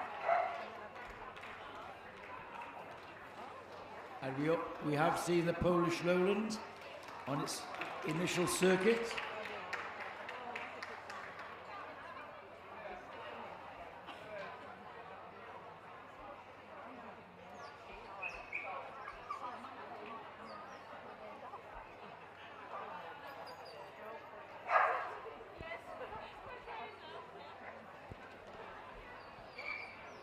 The clap of the hands means that Lee has made up his mind.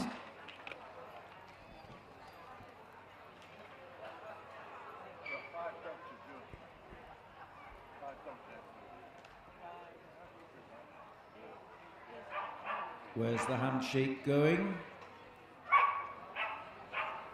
It's going to the Border Collie. In second spot, the Polish Lowland Sheepdog. Third place, the Cardigan Corgi. And for fourth spot, the Groenendael.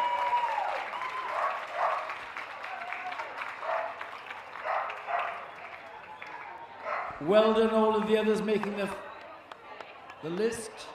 Great sportsmanship amongst the winners here. But it's the Border Collie who will be coming back tomorrow.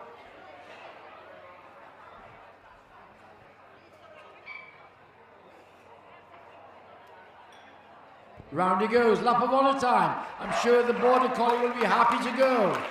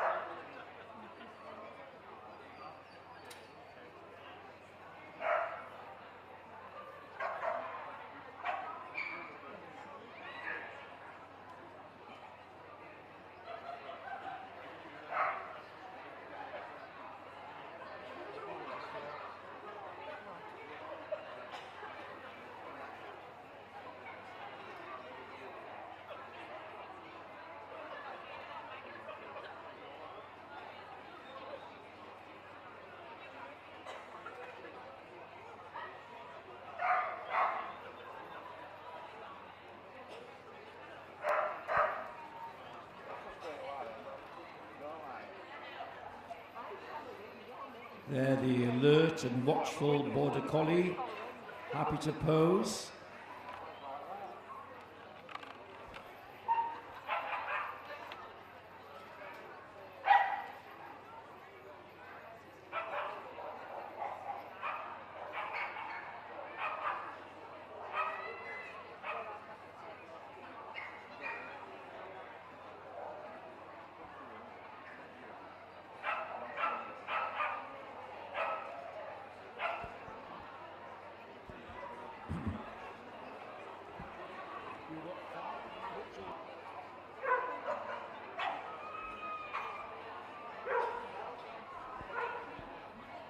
Now, as we move towards the veterans in the pastoral group, I know there are 5 to be seen in here. So please welcome back our judge, Richard Kinsey. Here he comes, Richard. and he's got 5 to see, and they'll be leading in the veterans here. So we've got the Lancashire Heeler, the Bearded Collie, the Norwegian Bullhound, the Groenendael, the Hungarian Pumi, and then followed by the rest which have been prejudged. So in they come, all of these veterans, some of them going grey with age, which is lovely to see, but still sound and active. Marvellous advert. The very deliberate stride of the Estrella Mountain Dog and the brisk action of the Hungarian Puli. A wonderful, wonderful sight.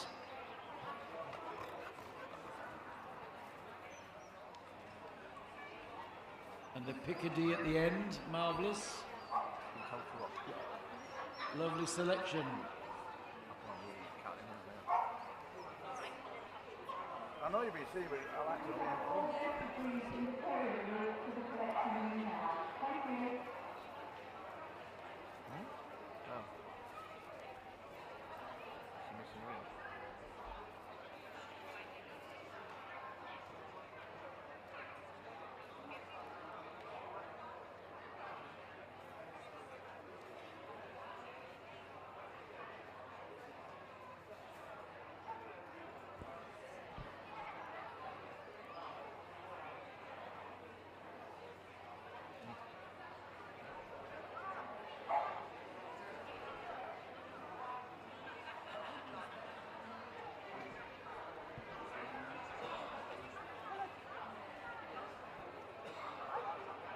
There's our marvellous little Lancashire Heeler strutting her stuff. A wonderful breed. I know Liz Cartledge, our famous judge, had one which lived till 16 years of age, I believe.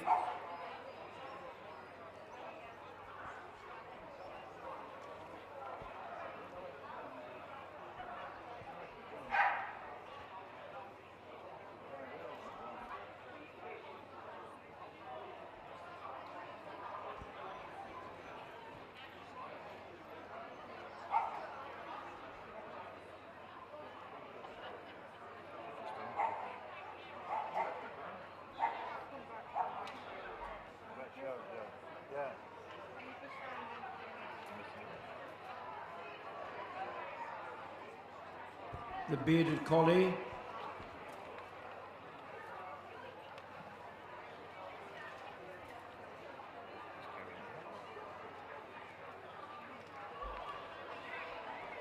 Coming from Laura J, breed specialist.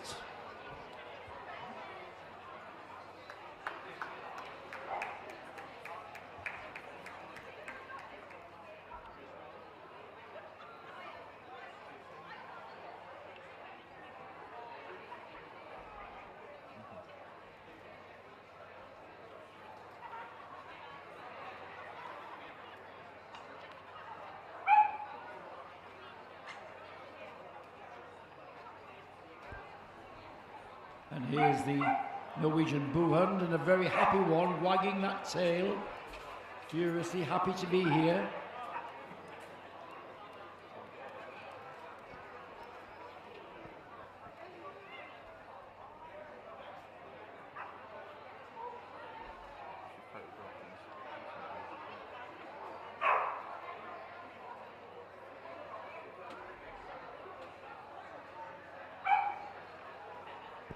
There goes the Norwegian Bullhound veteran.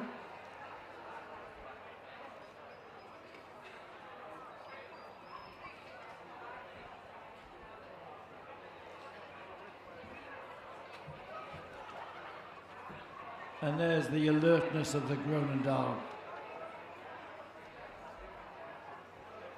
Composed, alert, watchful, all those things, parts of the temperament of the breed. And all our puppies in the terrier make their way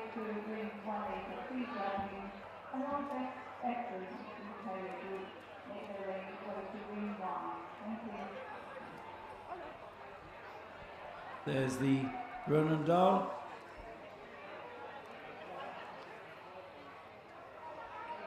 You can see that wonderful shape of the head, its alertness in its carriage.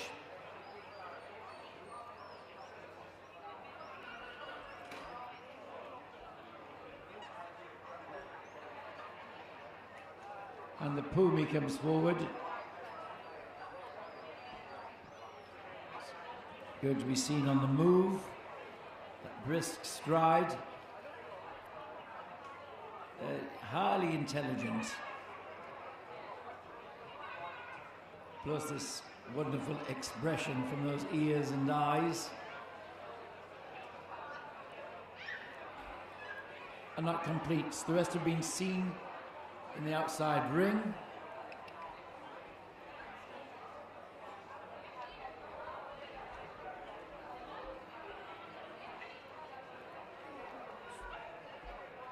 For some of you might be interested to see the dog fourth from the end of the ring, the Picardy sheepdog with its distinctive outline.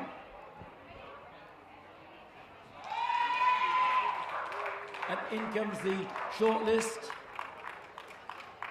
The Belgian Shepherd Groenendaal, the Norwegian Buhund, the Bearded Collie, Cardigan Corgi, Samoyed, I believe, is in the scrummage there.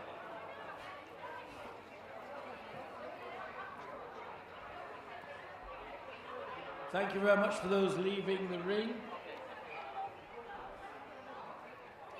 Smooth collies there, and the Border Collie, the Estrella Mountain Dog, and the... You don't want to shake the rest of them, will I do you both, do you? I'll drop those for you. Okay, cheers. 9 finalists, one of them coming back tomorrow.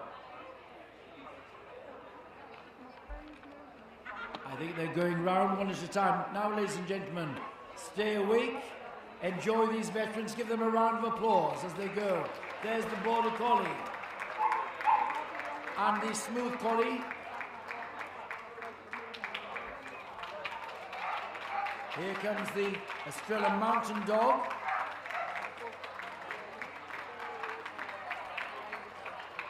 The Belgian Shepherd. Norwegian Buhund. The Bearded Collie, the Pyrenean, the Samoyed, and the shorter legs of our little Cardigan Corgi. Very composed.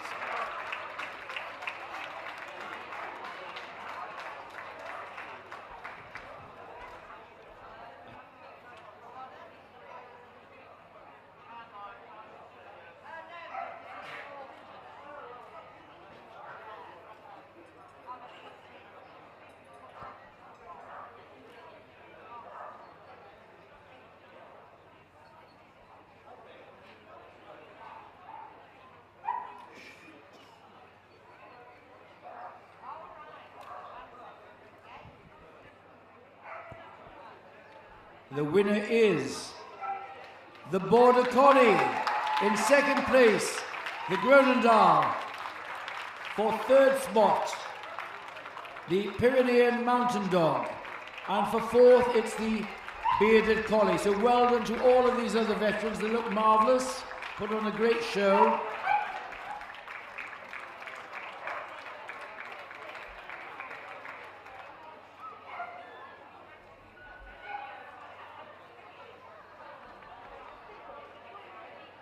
So it's the Border Collie we'll see back tomorrow, competing for Best Veteran in Show.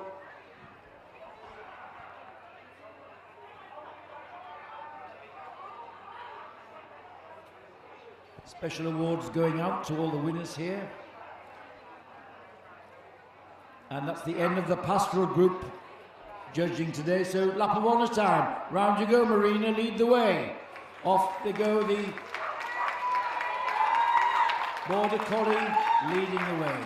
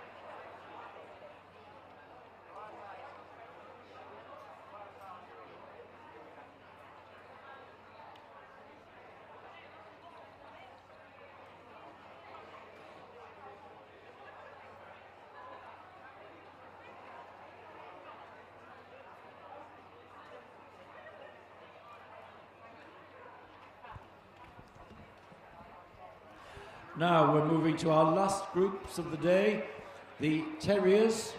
3 groups today. We're doing pretty well for time. So thank you for staying on. It always makes more atmosphere, and of course it's a great feast to see top dogs in the country coming to Yorkshire, competing in Leeds in this wonderful setting. And now we're moving on to the Terrier group. Now, I think we're just about ready, and I can introduce the judge for the Terrier group. May I introduce our judge, Mr. Howard Ogden. This is Howard's second Terrier group. He is approved to award CCs in 10 of the Terrier breeds, and overall is approved for 85 breeds, 5 groups, and best in show. So here we are. A pleasure to have Howard here to judge the Terrier group at Leeds. So let's show him the dogs. In they come. The Airedale Terrier. The Airedale Terrier, the Australian Terrier, the Bedlington and the Border Terrier, the Cairn and the Chesky, the Dandy Dinmont, the Smooth Fox Terrier and the Wire Fox Terrier, the Glenavy Marl, the Irish Terrier and the Jack Russell, the Kerry Blue, the Lakeland, the Manchester Terrier. Here's the Norfolk and the Norwich, the Parson Russell Terrier, the Scotty, the Sealyham, the Skye,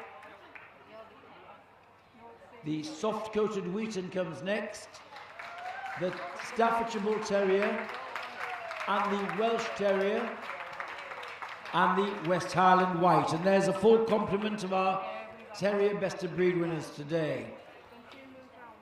So we're just moving them round into their correct position, spreading them out so they've got some space.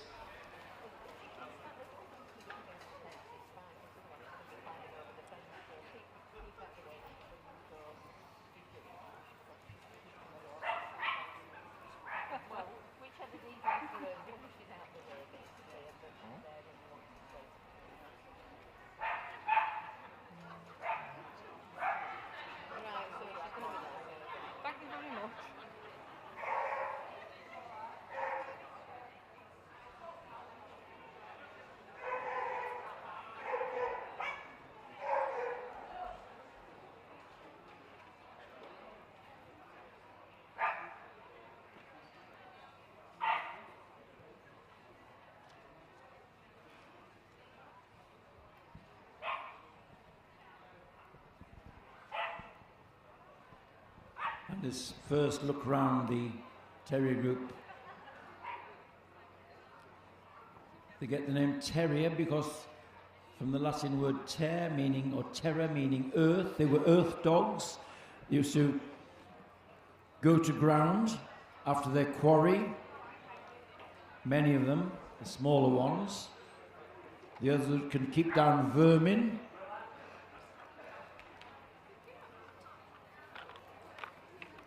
And now forward the first of them, the Airedale Terrier, which hails from very close to where we're sitting now, in Ilkley. Oh, both blocks.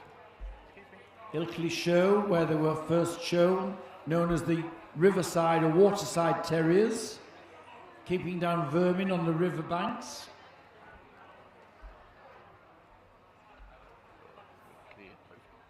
Both got blocks at the same time. King of the Terriers, the tallest of the Terrier breeds.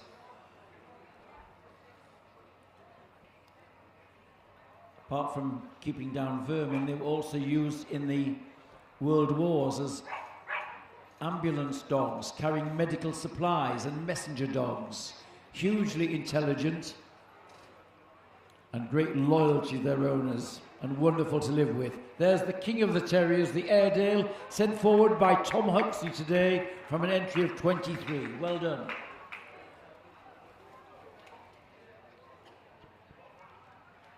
There were 6 Australian Terriers today, and here on the table is our Best of Breed winner,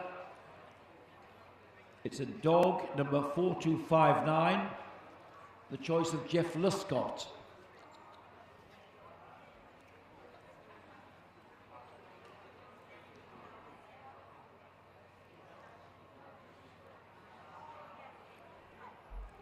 It's a breed which was developed in Australia to keep down vermin on the ranches, game and hardy, killing rats, also snakes. So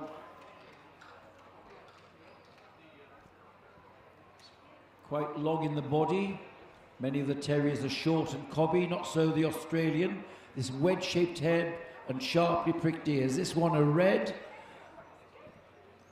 They can also come in sandy coloured, a paler shade, and blue and tan. And here, the distinctive outline of the Bedlington Terrier. Paul Wilkinson judged a good entry of 37 today and chose this bitch, number 4283, as best of breed.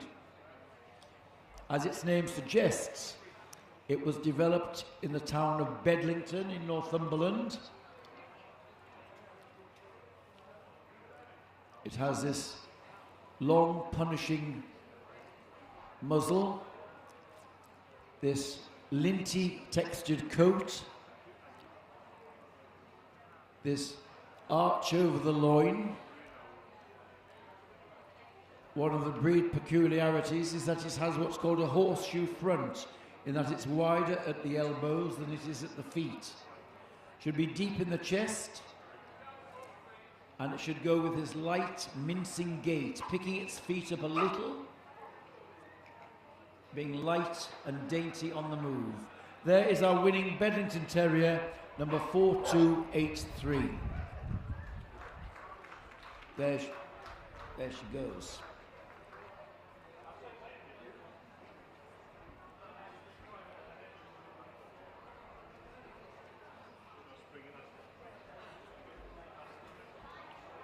A big entry of Border Terriers today for specialist Brian Aubrey. The largest entry in the group, 140 of them here. His winner was this bitch, number 4393. The Border Terrier standard has hardly been changed since its inception. They are essentially a working terrier. That's the wording in the breed standard. Completely functional, able to go to ground. The head of an otter, being broad in the skull, fairly short in the foreface.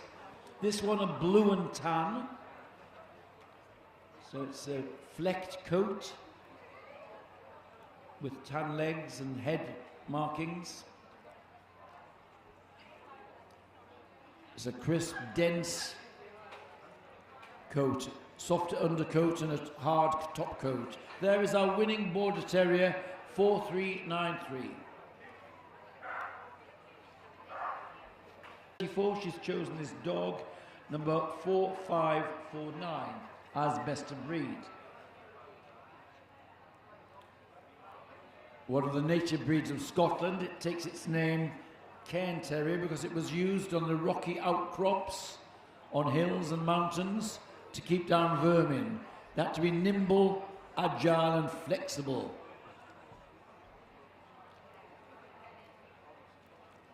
Again, many of the terriers have double coats to give them protection.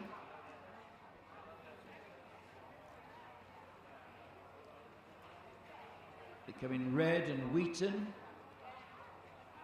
grey and brindle.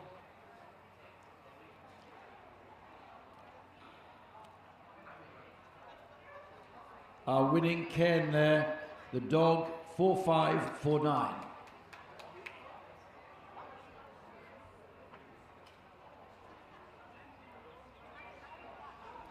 Now something completely different, the Chesky Terrier. Dr. Ian Gabriel, an entry of 19 for him today, chose this dog 4570 as best of breed. This is a relatively modern breed, developed in what's now called the Czech Republic. the result of crossing a Scottish Terrier with a Sealyham Terrier. That provided the basis for the development of the breed. Many of the coated terrier breeds are hand stripped. Not so the Chesky. They are allowed to have their main body clippered and their furnishings, which should be silky in texture, combed out. So there's less grooming on a Chesky than on some of the hard-coated breeds. Distinctive top line with an arch over the loin, and the terrier, the tail carriage, lower than in many of the other breeds.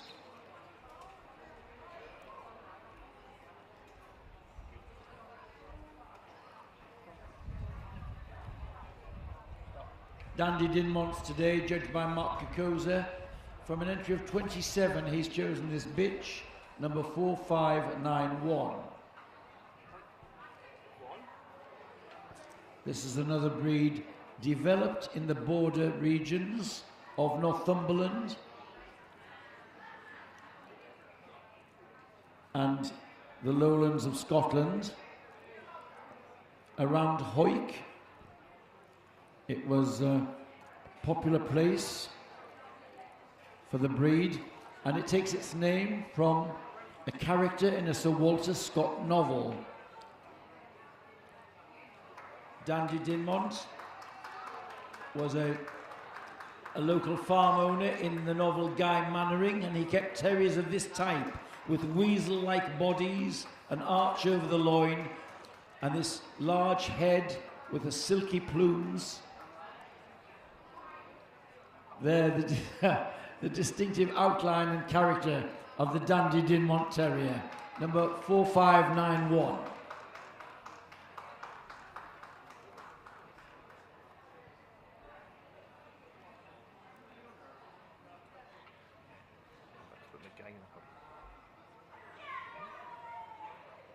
Mrs. Liz Cartledge judged the Fox Terrier Smooth today.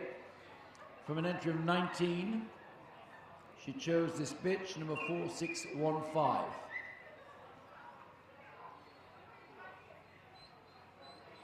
As its name suggests, it was developed to go to ground after fox and is equipped to see them off with this long punishing jaw. The breed should be short-backed with a high-set tail,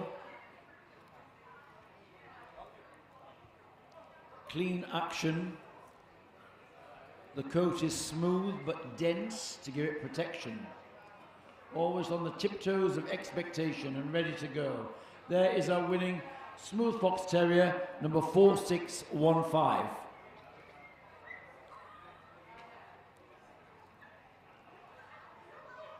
And now the Wire Fox Terrier. Mark Walshaw judged 19 of them today and chose this bitch, number 4637, as best of breed.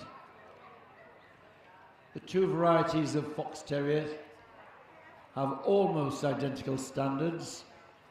Both have long, punishing foreface, short backs, high-set tails, deep in the chest. But here we have the crisp wire top coat on body and on the legs, full of terrier spirit.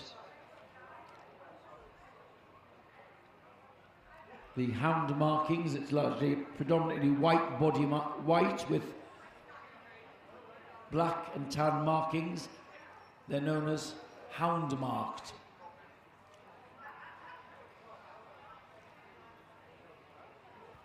The quick snatch of the hindquarters, characteristic of the Wire Fox Terrier.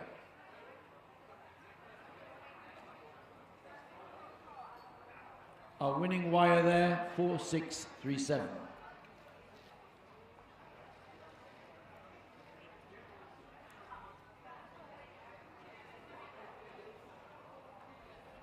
And now the Glenville Mile on the table.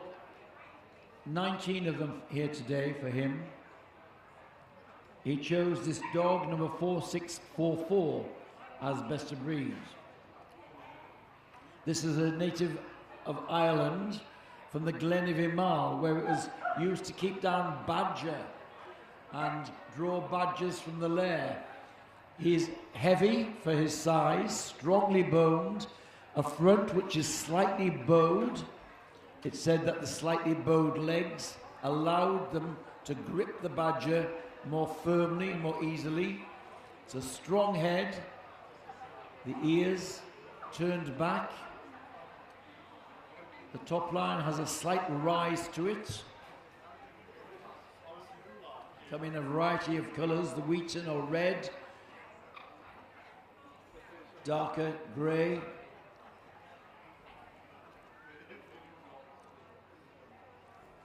and holding the distinctive top line on the move. There's our winning Glen Terrier.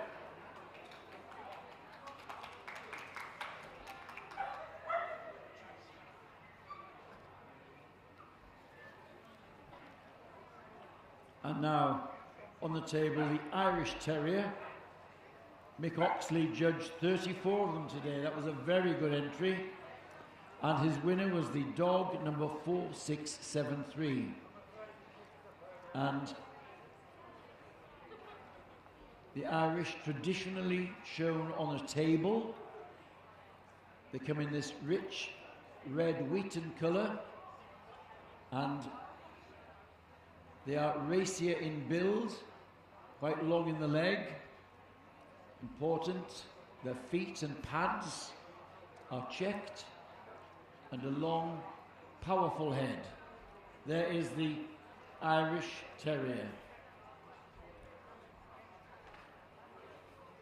A bit of a daredevil, devoted to their owners, not so keen on other dogs. So they're fiery tempered with other dogs when provoked. Our winning Irish Terrier there, 4673.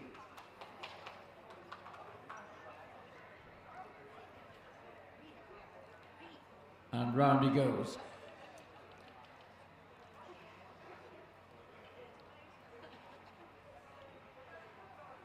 Now a breed which is making great strides in this country, the Jack Russell Terrier. 60 of them here today for Bert Easden.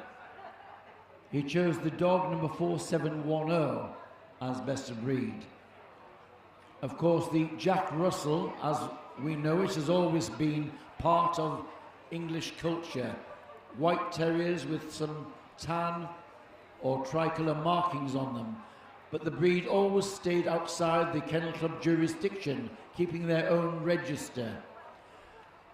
We owe the Jack Russell coming into the show ring to Australia, where the breed was developed as a show dog, and they showed that the breed could be eye-catching and showy, and through that there became an interest in getting the breed developed in the Kennel Club registry, and it's now proving very popular.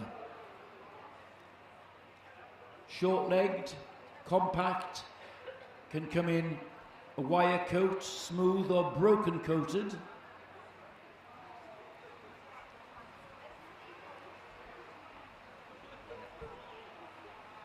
And now the Kerry Blue Terrier. Bert Easton judged 11 of them today and chose this bitch, number 4760, as best of breed. The emblematic dog of Ireland, the Kerry Blue. They are born black and changed to shades of blue, clearing, starting to clear by 18 months of age and should be clear by 2 months. They are full of terrier spirit. This long, clean head, short back, high set tail, and a silky textured coat.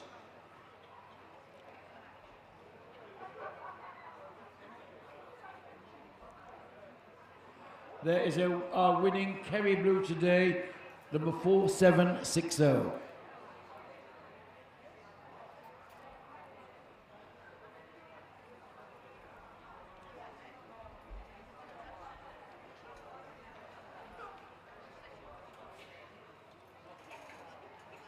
Our judge now looking.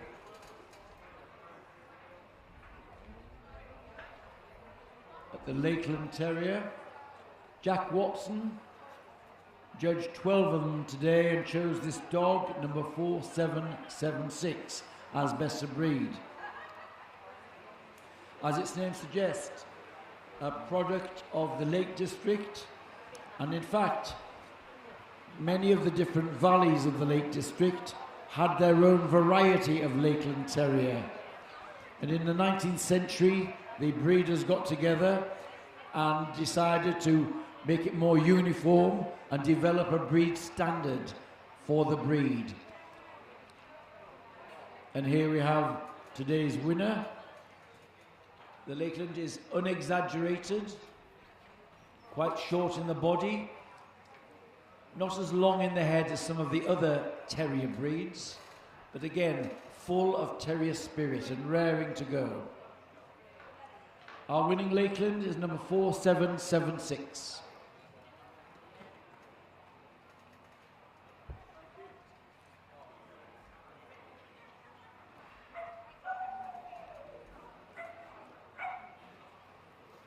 Now on the table, the Manchester Terrier.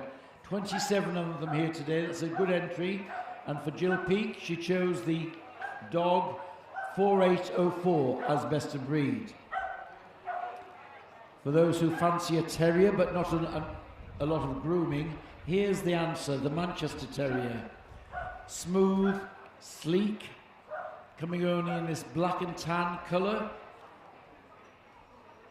Was developed in Manchester in the time of the great mills to keep down vermin, the start of the Industrial Revolution in the factories and mills, equipped to turn quickly, nimble, agile, and with a powerful jaw to kill rats and other vermin. One of the features are the thumbprints in the tan on the front legs. A breed feature. And now on the table, the Norfolk Terrier. 32 of them today for Patsy Hollings. She chose this dog 4824 as best of breed.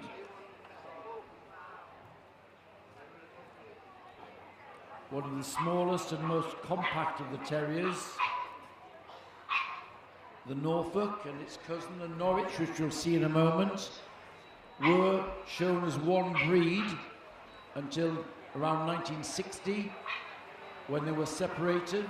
The Norfolk here characterised by its drop ears,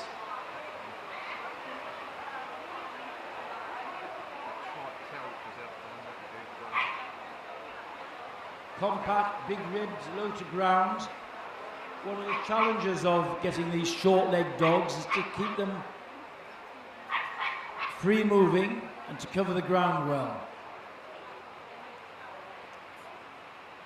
This one a red, the wire top coat. There is our winning Norfolk Terrier.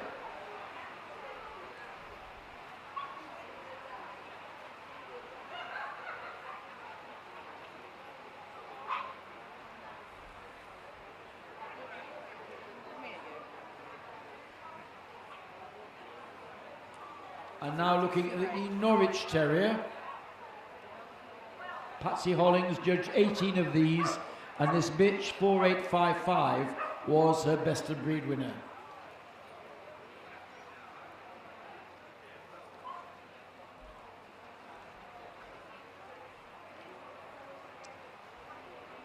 Used to be shown originally as the prick-eared Norfolk, but then it now carries the Norwich Terrier name.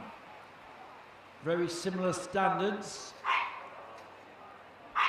The broad skull, shorter muzzle, but the pricked ears.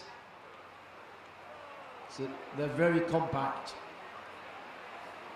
There's the winning Norwich.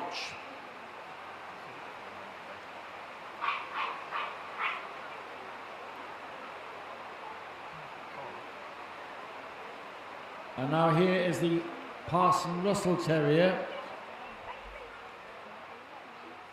judged by specialist Karen Rimmer today.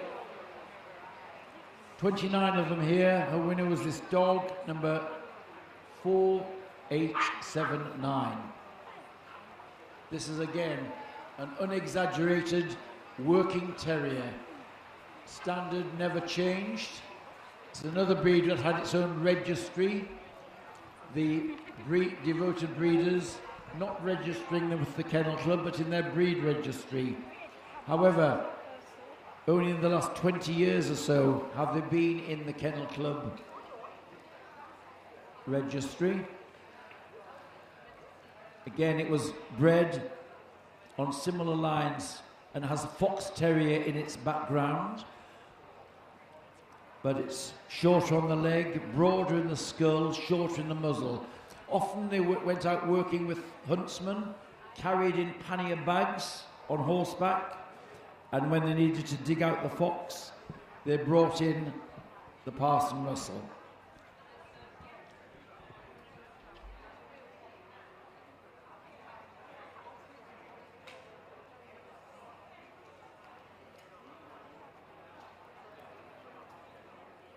Our judge now going over the Scottish Terrier.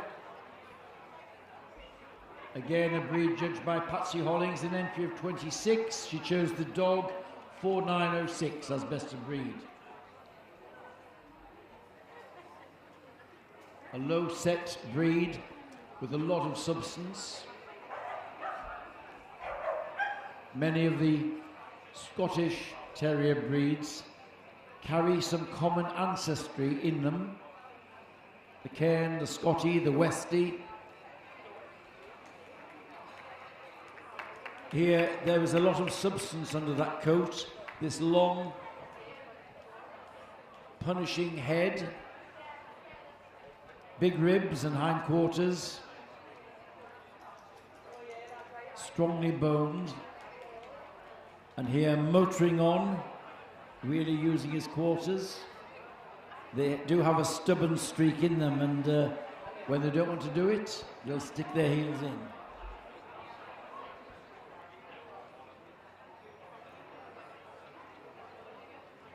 Now on the table, the Sealyham Terrier.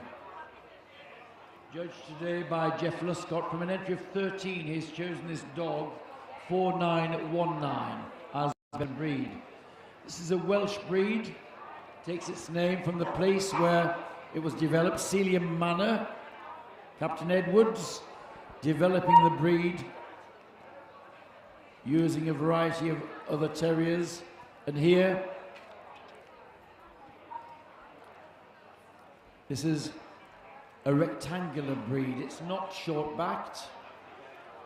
It's medium length of body, relatively short in the leg, and this long, strong skull and head. This one badger mark, which tan markings on its head. They also come in blue markings, which should be limited to head and ears. There's the Sealyham Terrier.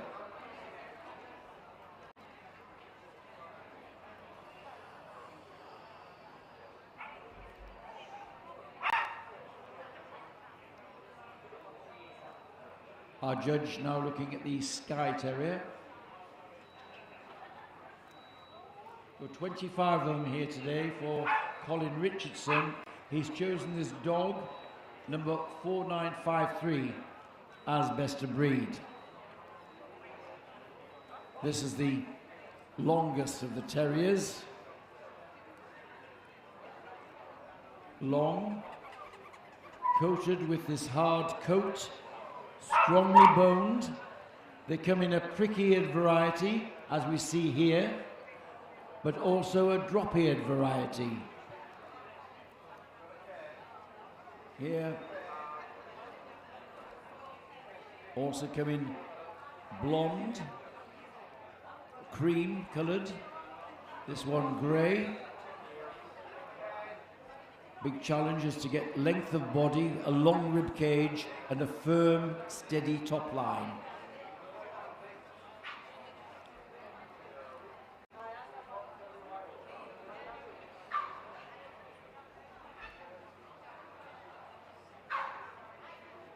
soft-coated Wheaton Terriers today, judged by Bert Easton. 32 of them here, and he chose this dog number 4975 as best of breed.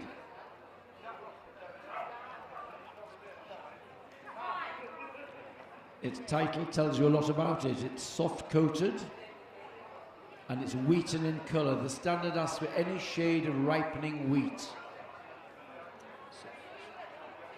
And the coat should be silky textured, not woolly.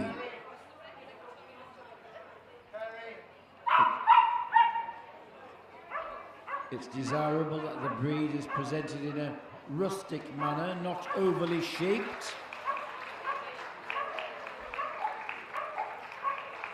This strong foreface, dark pigmentation of the gums and mouth.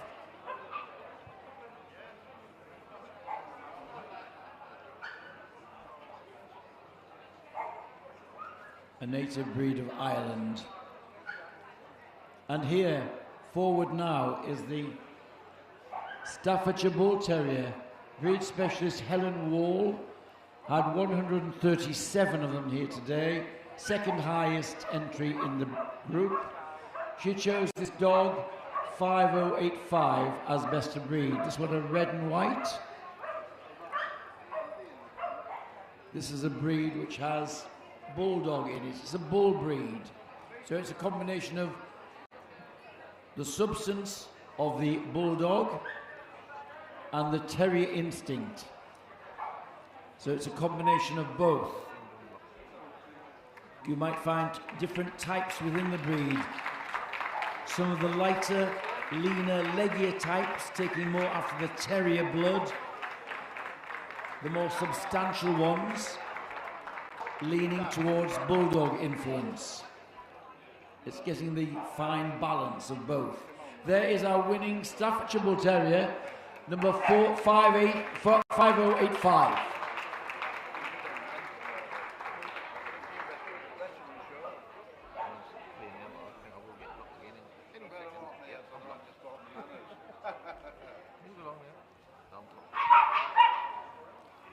Now on the table, the Welsh Terrier. Liz Cartledge judged 17 of them today, and her winner was this bitch, number 5130.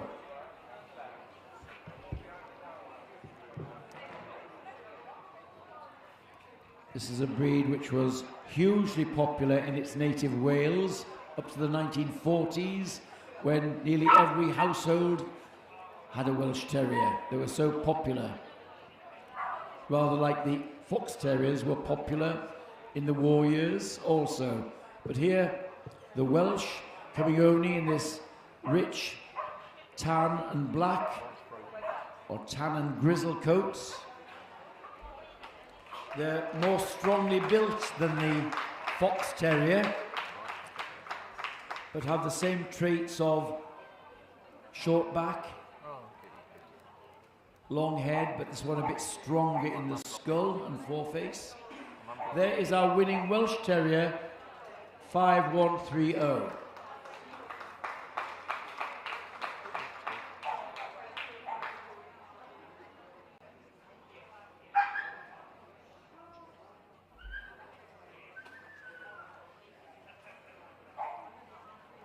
And finally, the West Highland White Terrier. Aubrey has a very busy day today. He judged the Borders and the West Highland White Terriers.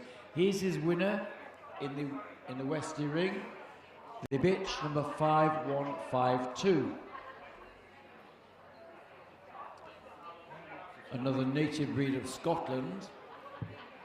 It's thought that perhaps the Westie was developed by coming from a strain of white cairns. The colour white was frowned upon in the Cairn Terrier, and the Portalic strain, it said, was used as a basis for breeding on to the West Highland White. Our winning Westie there is number 5152.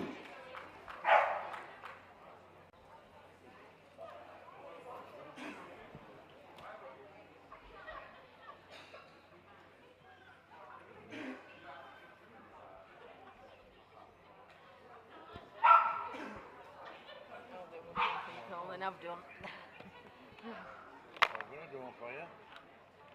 I'll do one for you. You did last one for me, I'll do these two. Alright. Yeah, you go.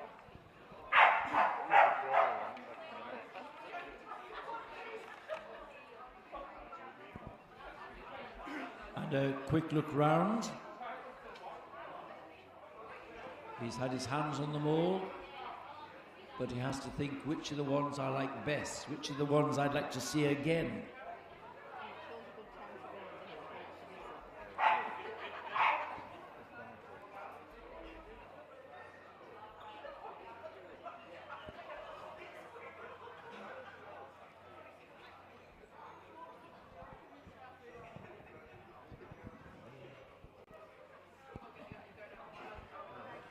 Now, where's the shortlist? Australian Terrier comes out in the Bedlington.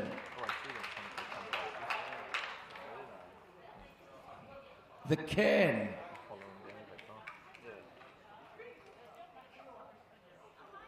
The Smooth Fox Terrier.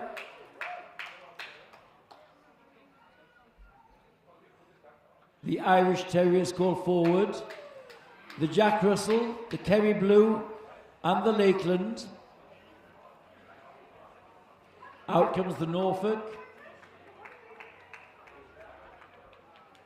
the Scottish Terrier, the soft-coated Wheaton, the Welsh, and the Westie. And there we have our short list for the Terrier group. So well done to all of the others making it this far.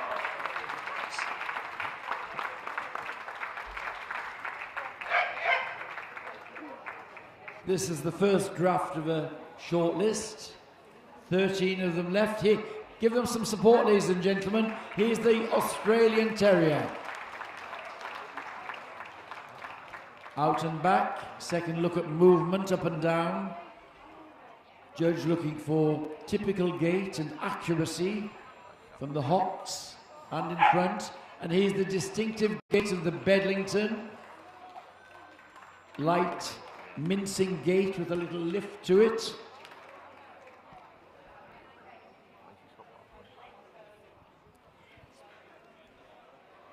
Here's the Cairn Terrier. Workmanlike, hardy, nimble,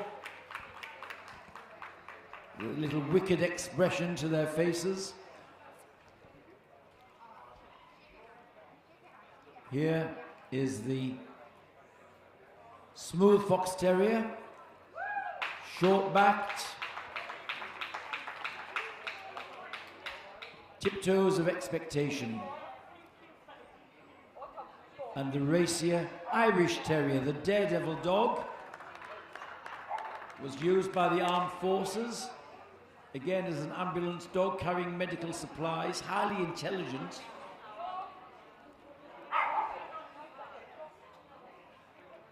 And here's the Jack Russell Terrier.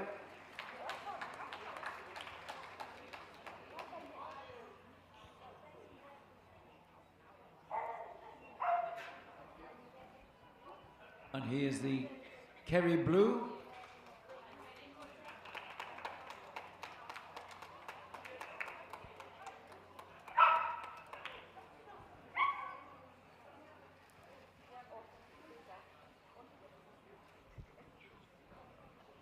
And the Lakeland Terrier.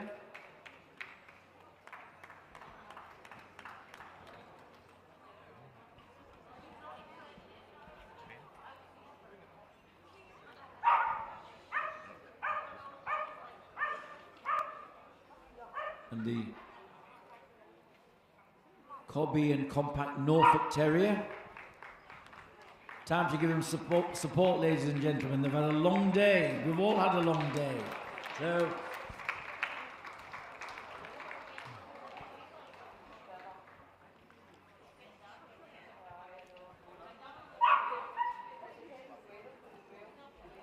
and here's the Scotty, still full of running.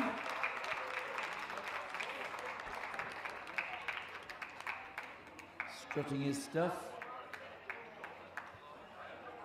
Enjoying himself in the big ring here.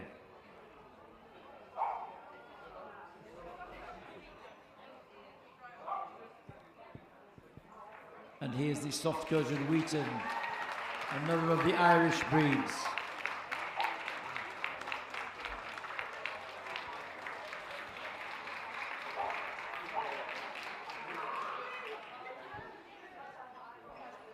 The rugged Welsh Terrier.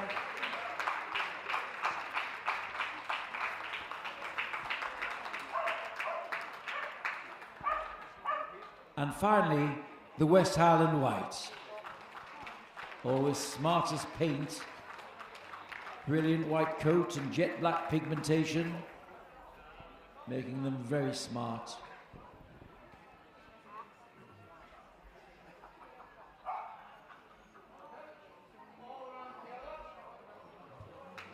There we are, there's the command. Round you go. Ladies and gentlemen, get your hands together.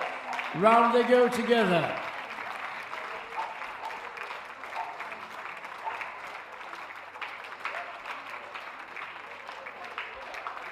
Which are the ones which will take the eye to get the 4 placings in the group?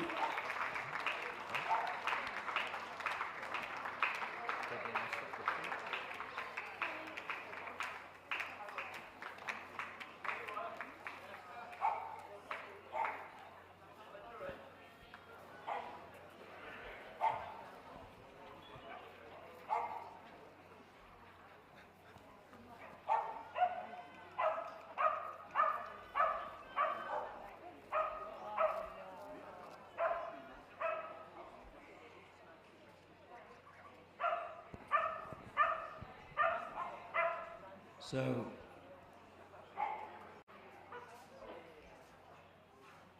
soon we'll be having the call for the boards. No? Another shortlist coming out. The Bedlington, the Smooth Fox Terrier,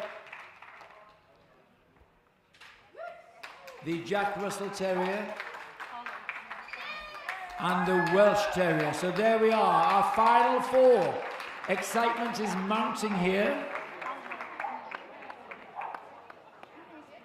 So well done making the shortlist. And here are the final 4. The boards are coming out. Soon we're going to know which of these 4 will be coming back tomorrow.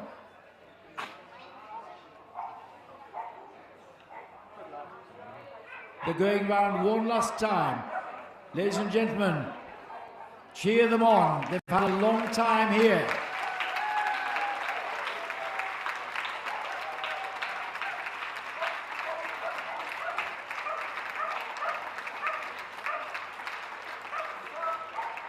The Smooth Fox Terrier wins. The Wire is second place. In third place, the Bedlington, and for fourth, it's the Jack Russell Terrier. So there we are, the Smooth Fox Terrier coming back tomorrow.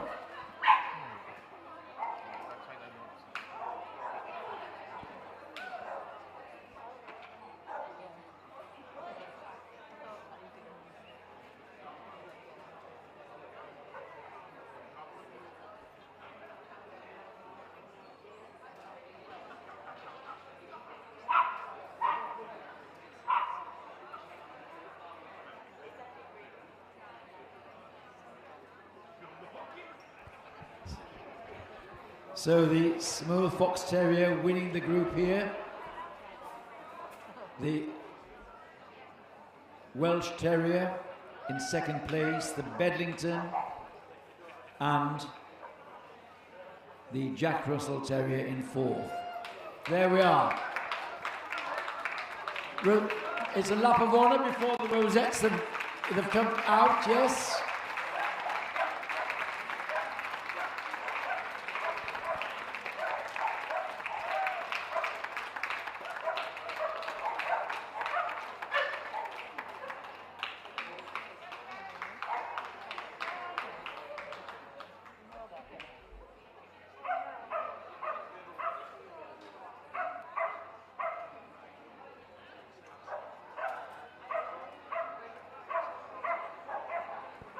So, Second, third and fourth places can go to the Secretary's office, please, for their photographs.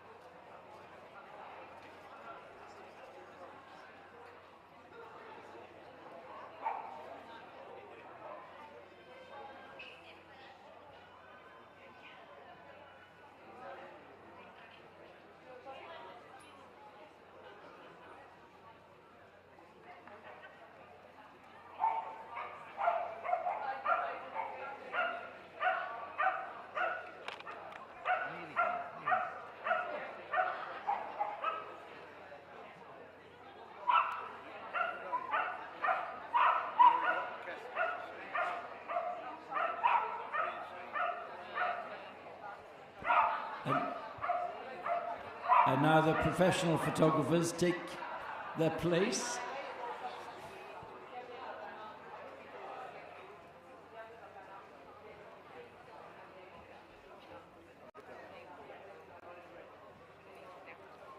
Thank you, professionals.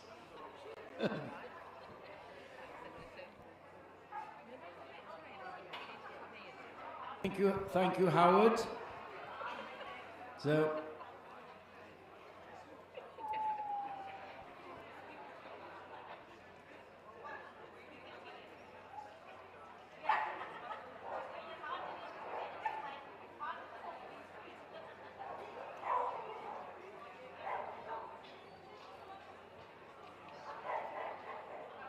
and now we can move on to the puppies in the terrier group. Lee Cox is ready in position. There's only one which hasn't been prejudged. That'll be the Chesky, which will lead them in. So bring in your puppies, please. Led in by the Chesky, the Airedale, the Bedlington, the Border, the Bull Terrier. Nice to see a Bull Terrier in the big ring today. It's the first one we've had. The Cairn, the Dandy Dinmont, the Fox Terrier and Wire Fox Terrier, Smooth and Wire both there, the Glenavy Mall, Jack Russell, Kerry Blue, Lakeland, Norfolk, Norwich, Parson Russell, the Scotty, the Sealyham, Soft-Coated Wheaton, here comes the Staffordshire Bull Terrier and the West Highland White.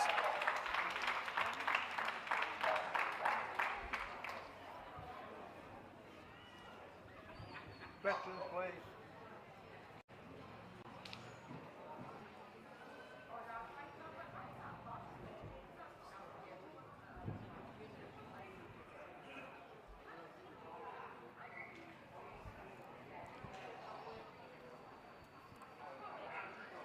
So just the Chesky to be seen.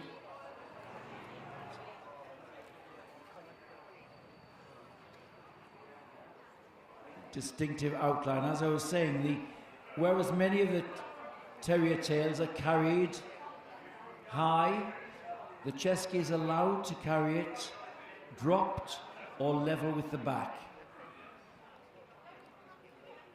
Distinctive rectangular body, the arch over the loin, shades of silver and grey and black.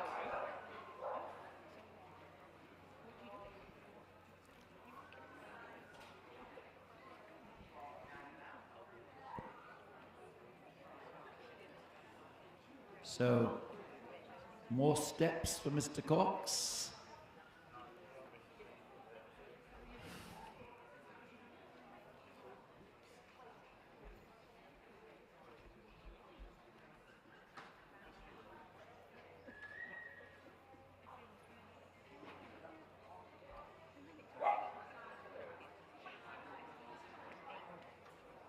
The shortlist's coming, I think. The Border Terrier's called in. The Smooth Fox Terrier, the Jack Russell is called in, and the Kerry Blue, the Norfolk and Norwich, and the Chesky and the West Highland White. So thank you, the others. Thank you for staying on and representing your breeds in the big ring here. Hope they've enjoyed the experience, and I hope you've enjoyed the experience. And our youngest handler, seen with the bedding today, well done to her on getting this far. There is the Border Terrier. Round he goes. He's the Smooth Fox Terrier. And the Jack Russell.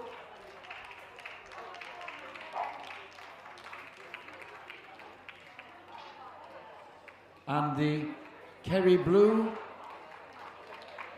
And the Norfolk Terrier.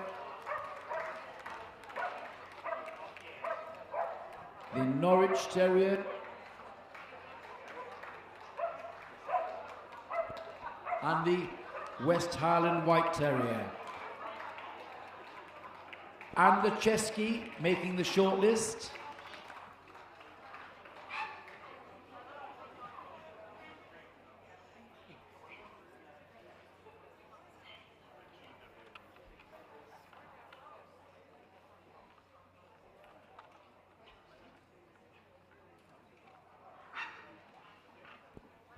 Now, quick look, fine details, heads and expressions.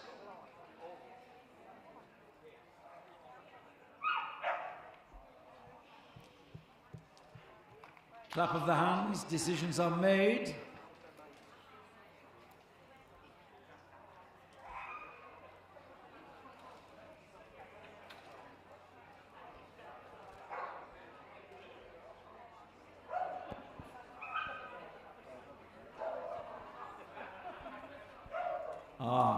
Purposeful March. Where's he going?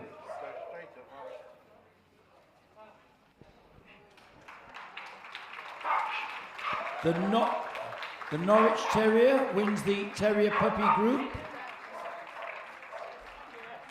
The Chesky makes second place. Well done. In third place, the Border Terrier.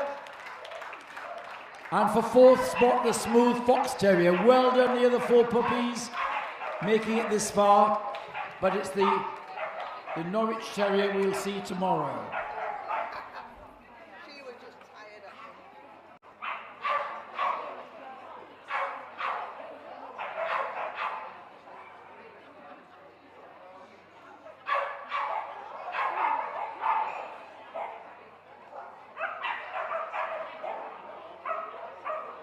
There we are, lap of honour. There's those winning puppies. The Norwich we'll see tomorrow. Well done, all of you others.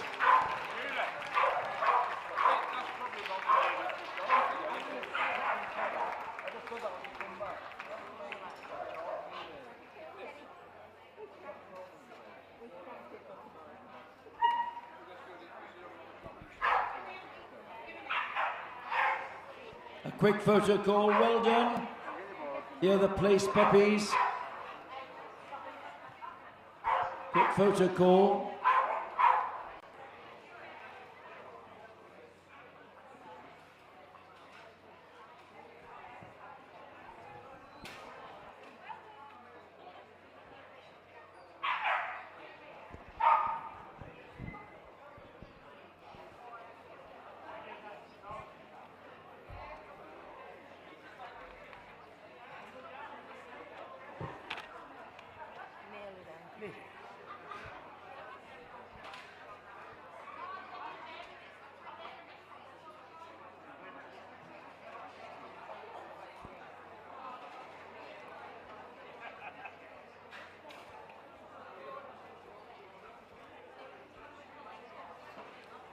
There the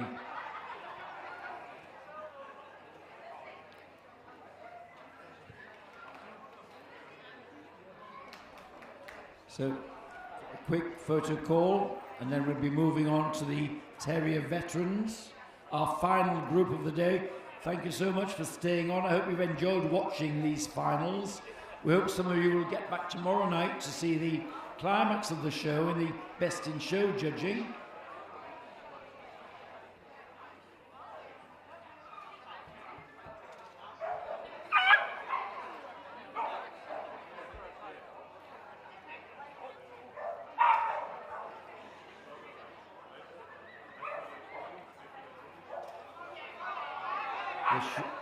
There, the flashes are going. We've got the photographs. Thank you all.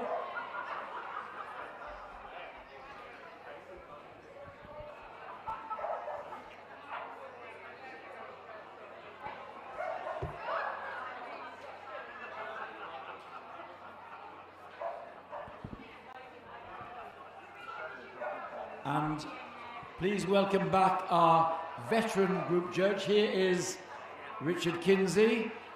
The veterans are ready. There's one to be seen, and that lead is in. It's the soft-coated Wheaton Terrier. Then followed by the veteran Airedale and Bedlington and Border Terrier, Cairn Terrier, Chesky Terrier, the Dandy,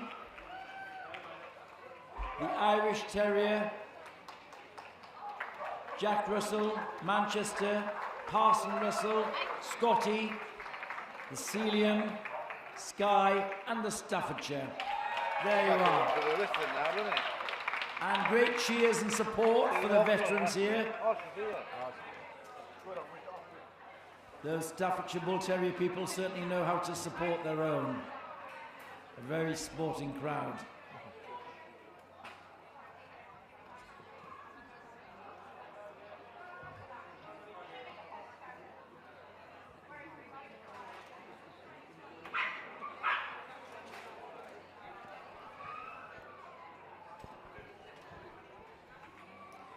There's the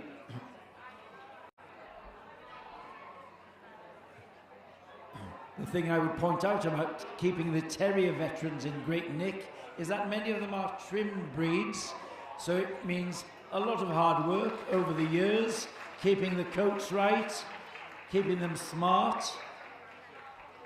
You'll know that many people who own pet terriers, taking them to the trimming parlours, have them clipped off, which in many ways is a pity, but it's a lot less work. Here, there's no such chance of that. They have to be kept in the correct trim, often hand trimmed, a lot of work, a lot of hours grooming.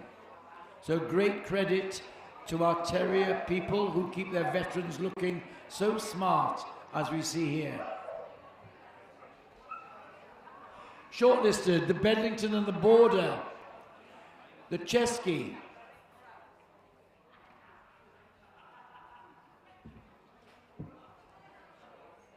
out comes the Parson Russell and the Staffordshire Bull Terrier. Big cheers for that one. So, thank you all of you other veterans. Great to see you in the big ring here. Well done.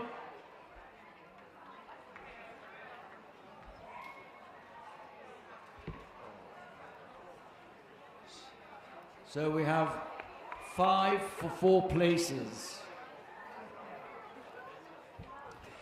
Right, give them your applause, ladies and gentlemen. The Bedlington, the Border, another blue and tan, the Chesky, the Parson Russell, and the Staffordshire Bull Terrier. Is the clapometer on this one?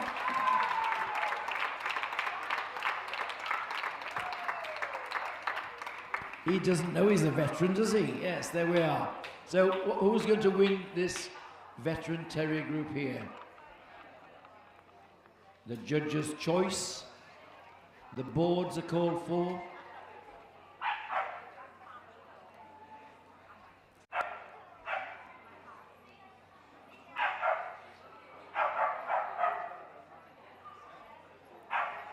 The Border Terrier wins the Veteran Terrier Group.